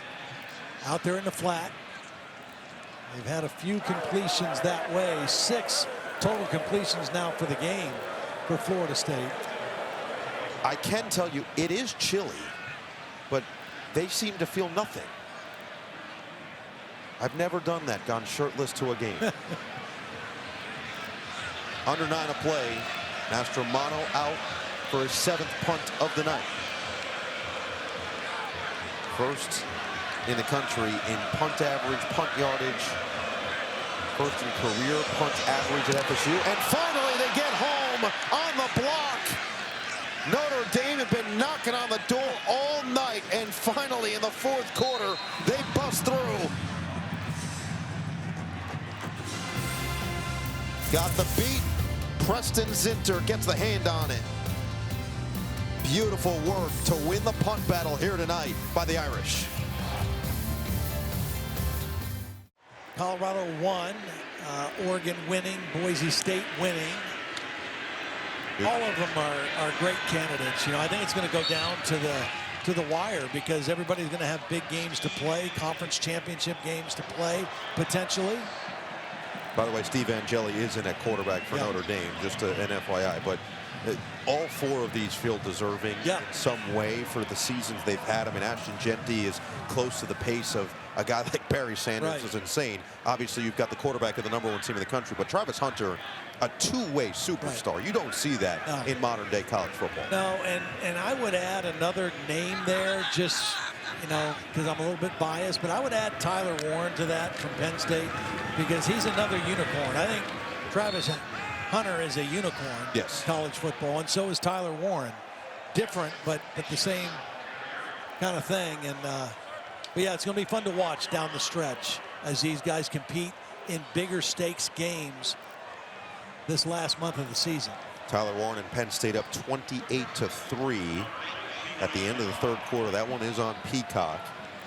Meanwhile, Notre Dame right now with Angeli, a guy that they brought back, they believe in, someone they believe in for the future even past this season at quarterback. Will get it up here, 3rd and 4, gets rid of it. What a play. Fisher on the catch and run across the 40. That was excellent by Angeli, who has learned under 2 veterans the last 2 years playing the position. Good job by Angeli keeping the play alive, not getting taken down to the ground, getting the ball out to an outlet receiver. Beautiful work from the Bergen Catholic product. Fresh set of downs now from the 35. Angeli will keep it, and he gets crunched. Sandwiched between 3 Knowles defenders. For Florida State, in all likelihood, barring some crazy miracle here, Mike Norvell is going to be in the midst of now a 6-game losing streak. It'll be their 9th loss of the season. It's their first time with 8+ losses since going 3-8 in 1975. Last time they lost 9 games was back in 1974, going 1-10.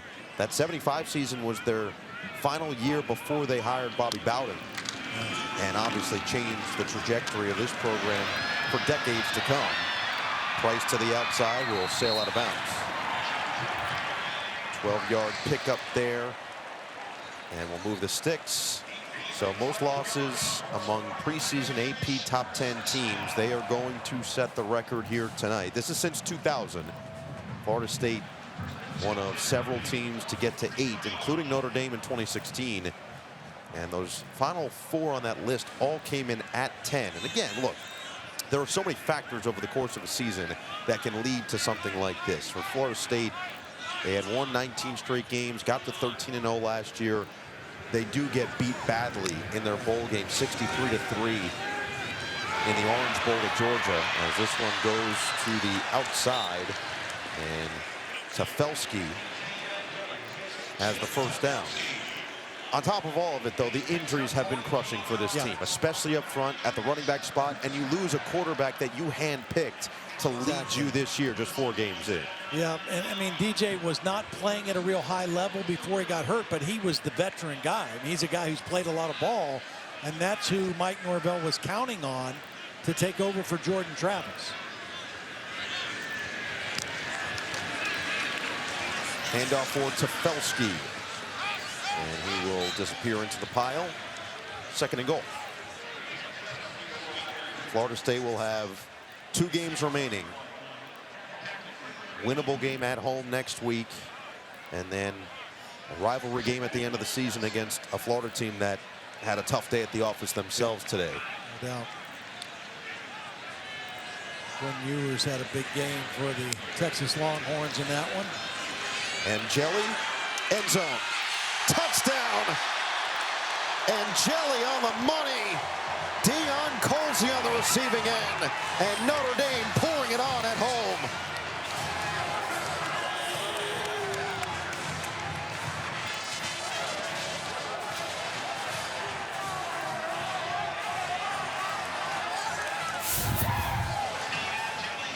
Well, nice job by Colsey setting up the route, and then the ball thrown to the outside perfectly by Angeli. I understand you have your backup quarterback in. You want to give him some live action. I'm a little surprised you're throwing it as much as they were at this point. Florida State is a beaten team on that other sideline, and seemed like a little too much to me. One thing Marcus Freeman did say, he believes that they have the QB of the future on this roster right now. That could be Steve Angeli. Get him in the game, let him toss one. Colsey on the receiving end. Notre Dame up 45-3 late in the 4th. A look here at the United Cam in South Bend, with Notre Dame doing a lot of eating here today. It was a full feast. 45-3 lead with 4:06 to play. You know, Todd, you said to me before the season started that this was going to be one of the craziest and most memorable years of college football that we've had in recent memory. And I think this first iteration of the college football playoff bracket does a perfect job of exemplifying exactly why. It does. You got a couple teams with big losses. BYU with a big in-state rivalry game against Utah tonight. Indiana with a tight, hard-fought win over Michigan today. Texas with a win. Alabama looks like they're on their way to a win. So, yeah, I mean, we've got some huge games down the stretch. So that initial bracket is going to change. And it's going to change a lot next week because of Miami's loss and because of Georgia's loss.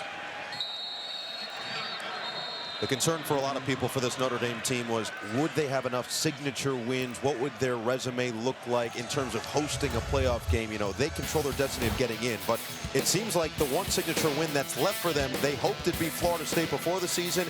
It might be the Army Black Knights, who got another win today, still undefeated after defeating North Texas 14-3, and already in that top 25 of the college football playoff rankings. Yeah, and that was an impressive win today for Army because their defense was lights out. North Texas can score. They've got a really good offense, and they held them to 3 points. A couple goal line stands. The running game does what Army does, so that will be a good challenge for Notre Dame. Now, they've already played and beat Navy, another academy team that runs a similar kind of offense, forced the turnovers. I thought it was interesting that Marcus Freeman told us during their bye week, one of the things they did was their defense. Offside. Defense number 98. 5-yard penalty. First down. Their defense spent a couple days early in the bye week preparing for Army because the memory of Navy was fresh on their minds. They had just played an option team, so they spent some days with getting ready for Army. Then they gave the kids some days off, and then they came back and started getting ready for Florida State. Excited for that one. A couple weeks at Yankee Stadium. We'll have the coverage on NBC. Senior Day next week against Virginia here at Notre Dame Stadium, and then the Irish go to USC to finish the season, which you throw the record out the window in a game like that. USC and Notre Dame have played so many classics over the years, and USC, similar to this Florida State team, still uber talented across basically every position on the field. Made a quarterback change, and we'll see what that looks like coming out of the bye week for Lincoln Riley and company as well. As this one winds to a close. Is Glenn back in there? He put that one on the money. This is what Florida State does more than just about anybody in the country. They drop a lot of passes, came in with 26 drops, most by any team in a power conference. Now, this is a good ball. I mean, if he catches this, he catches it on stride. He's already got separation on the defender. He may be still running. Toafili with a drop, makes it 3rd down and 2 for the Noles.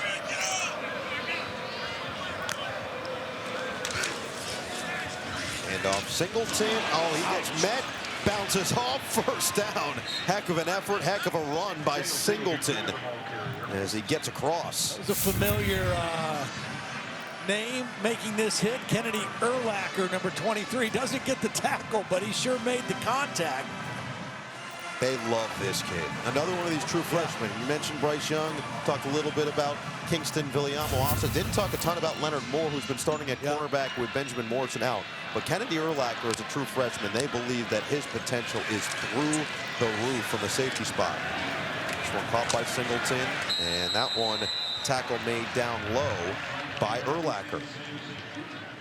Well, that time he wrapped up, which he didn't do the first time, but you can tell right away the kid likes contact. Yeah. Got that honestly. Dad, one of the all-time great players. Hall of Famer with the Bears. Under 2.5 to play. Toafili back in there. Glenn again rolling to that side. And this time on the run, delivers a strike for a first down. Out of bounds to McCoy, and we go to Rich Lerner. Big score there to extend the lead for the Broncos. As we will tick all the way down. They do get this play off just in time. Glenn over the middle, it's caught. Nice job putting it in the right spot. And Elijah Moore will pick up the first down. Minute 53 to play here in South Bend. Notre Dame cruising to what looks like their 7th consecutive win.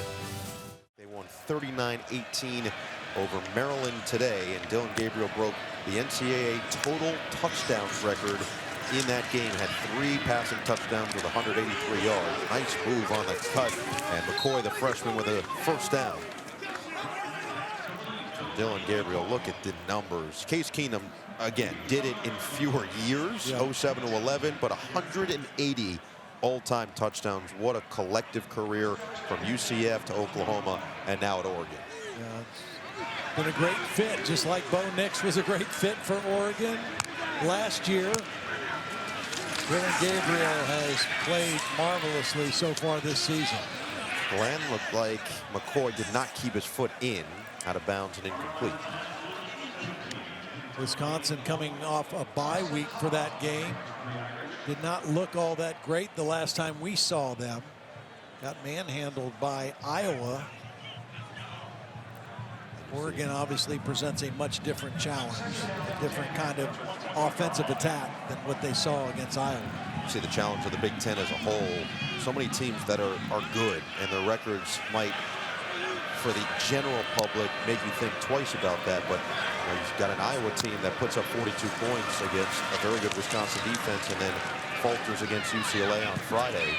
So that one's going to be incomplete, intended for more.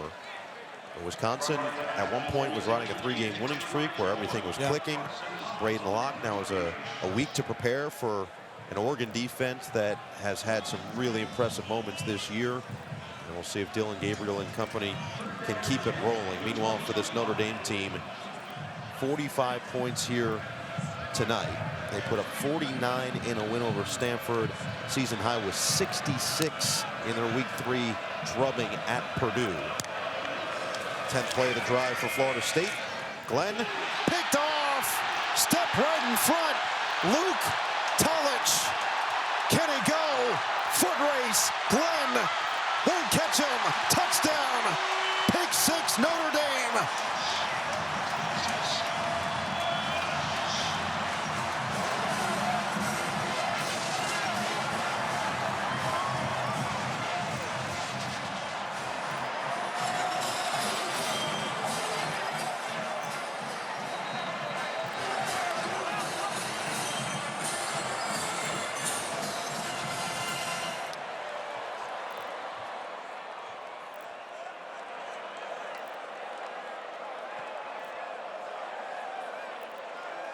Defensive clinic after that first try from Florida State.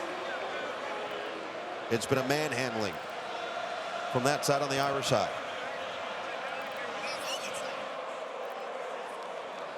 Ruling on the field is an interception return for a touchdown. After the play, unsportsmanlike conduct, Notre Dame number 2. Unsportsmanlike conduct, Notre Dame number 15. That penalty will be enforced on the kickoff.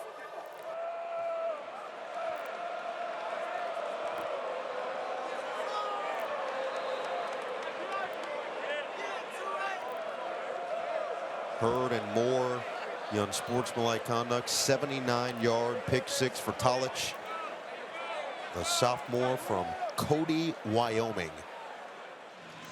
And it's 52-3. Well, Florida State has completed this 3 or 4 times tonight. Went to the well one too many times. They're going to send Toafili out, try to get a little screen with the outside receivers. The ball's a little bit thrown behind the intended receiver, and Tolich just reads it and jumps in front of it. Again, they've hit that 2 or 3 times, and that time Notre Dame was ready for it and takes it the other way for a score.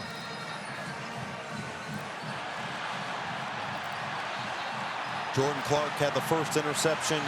This time Tolich with the wheels, and Riley Mills, who has 3 sacks tonight. That is not a surrender Cobra. That is an excited Cobra. For Florida State, the dejection of this season continues. Hopeful that they could play spoiler into a playoff hopeful. And instead, the wheels have come off once again, especially in this second half, after the late first half touchdown to Mitchell Evans. And it just felt like Notre Dame took full control, seized that control of this game from this point on. Well, again, physicality in the trenches, offensive line, defensive line. Turnover margin, explosive plays. They have just been the dominant team all night. On a 1:23 here, that kicked off a little bit longer after the pair of unsportsmanlike conducts, but a nice boot to get it inside the 10. And now Jalen Brown will look to make something happen. He can't. Slips down across the 25. Again, just the overall inability to throw the football, to protect the quarterback, to get open, to throw it, is haunting this Florida State team again tonight. Combined, the two quarterbacks 10 for 25 for 88 yards, no touchdowns and 2 interceptions. And it just, you know, I don't care how good of a play caller you are. I mean, there's just not much you can do. It's going to be back-to-back weeks with season low in points. Even if they do score the touchdown and kick the extra point, they scored just 11 points last week at home against North Carolina. Scored 130 points through 9 games coming in. Bowman Hawk, incomplete over the head of Moore. Currently at 133 points towards the end of game 10. They scored 142 in their first 3 games last season. 3 games.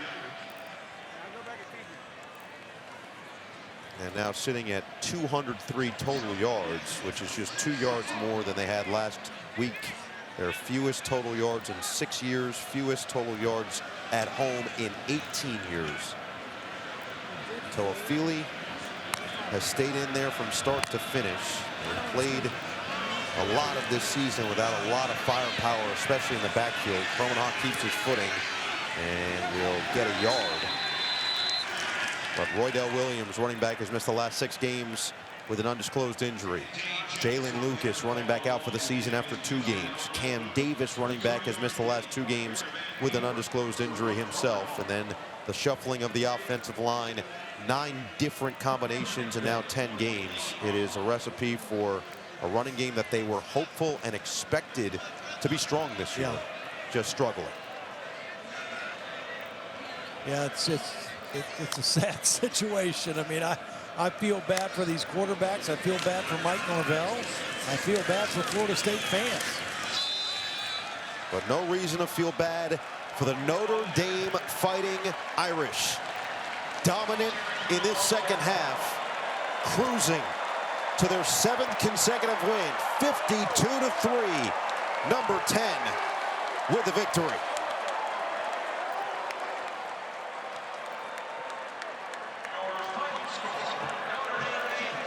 Marcus Freeman has asked they kept the pain from the Week 2 loss. They did exactly that. Coming up next, except on the West Coast, it's your local news. And later tonight, don't miss an all-new SNL. For Catherine Tappan, Tom Blackledge, Terry McCauley, our entire crew, I'm Noah Eagle saying so long from South Bend.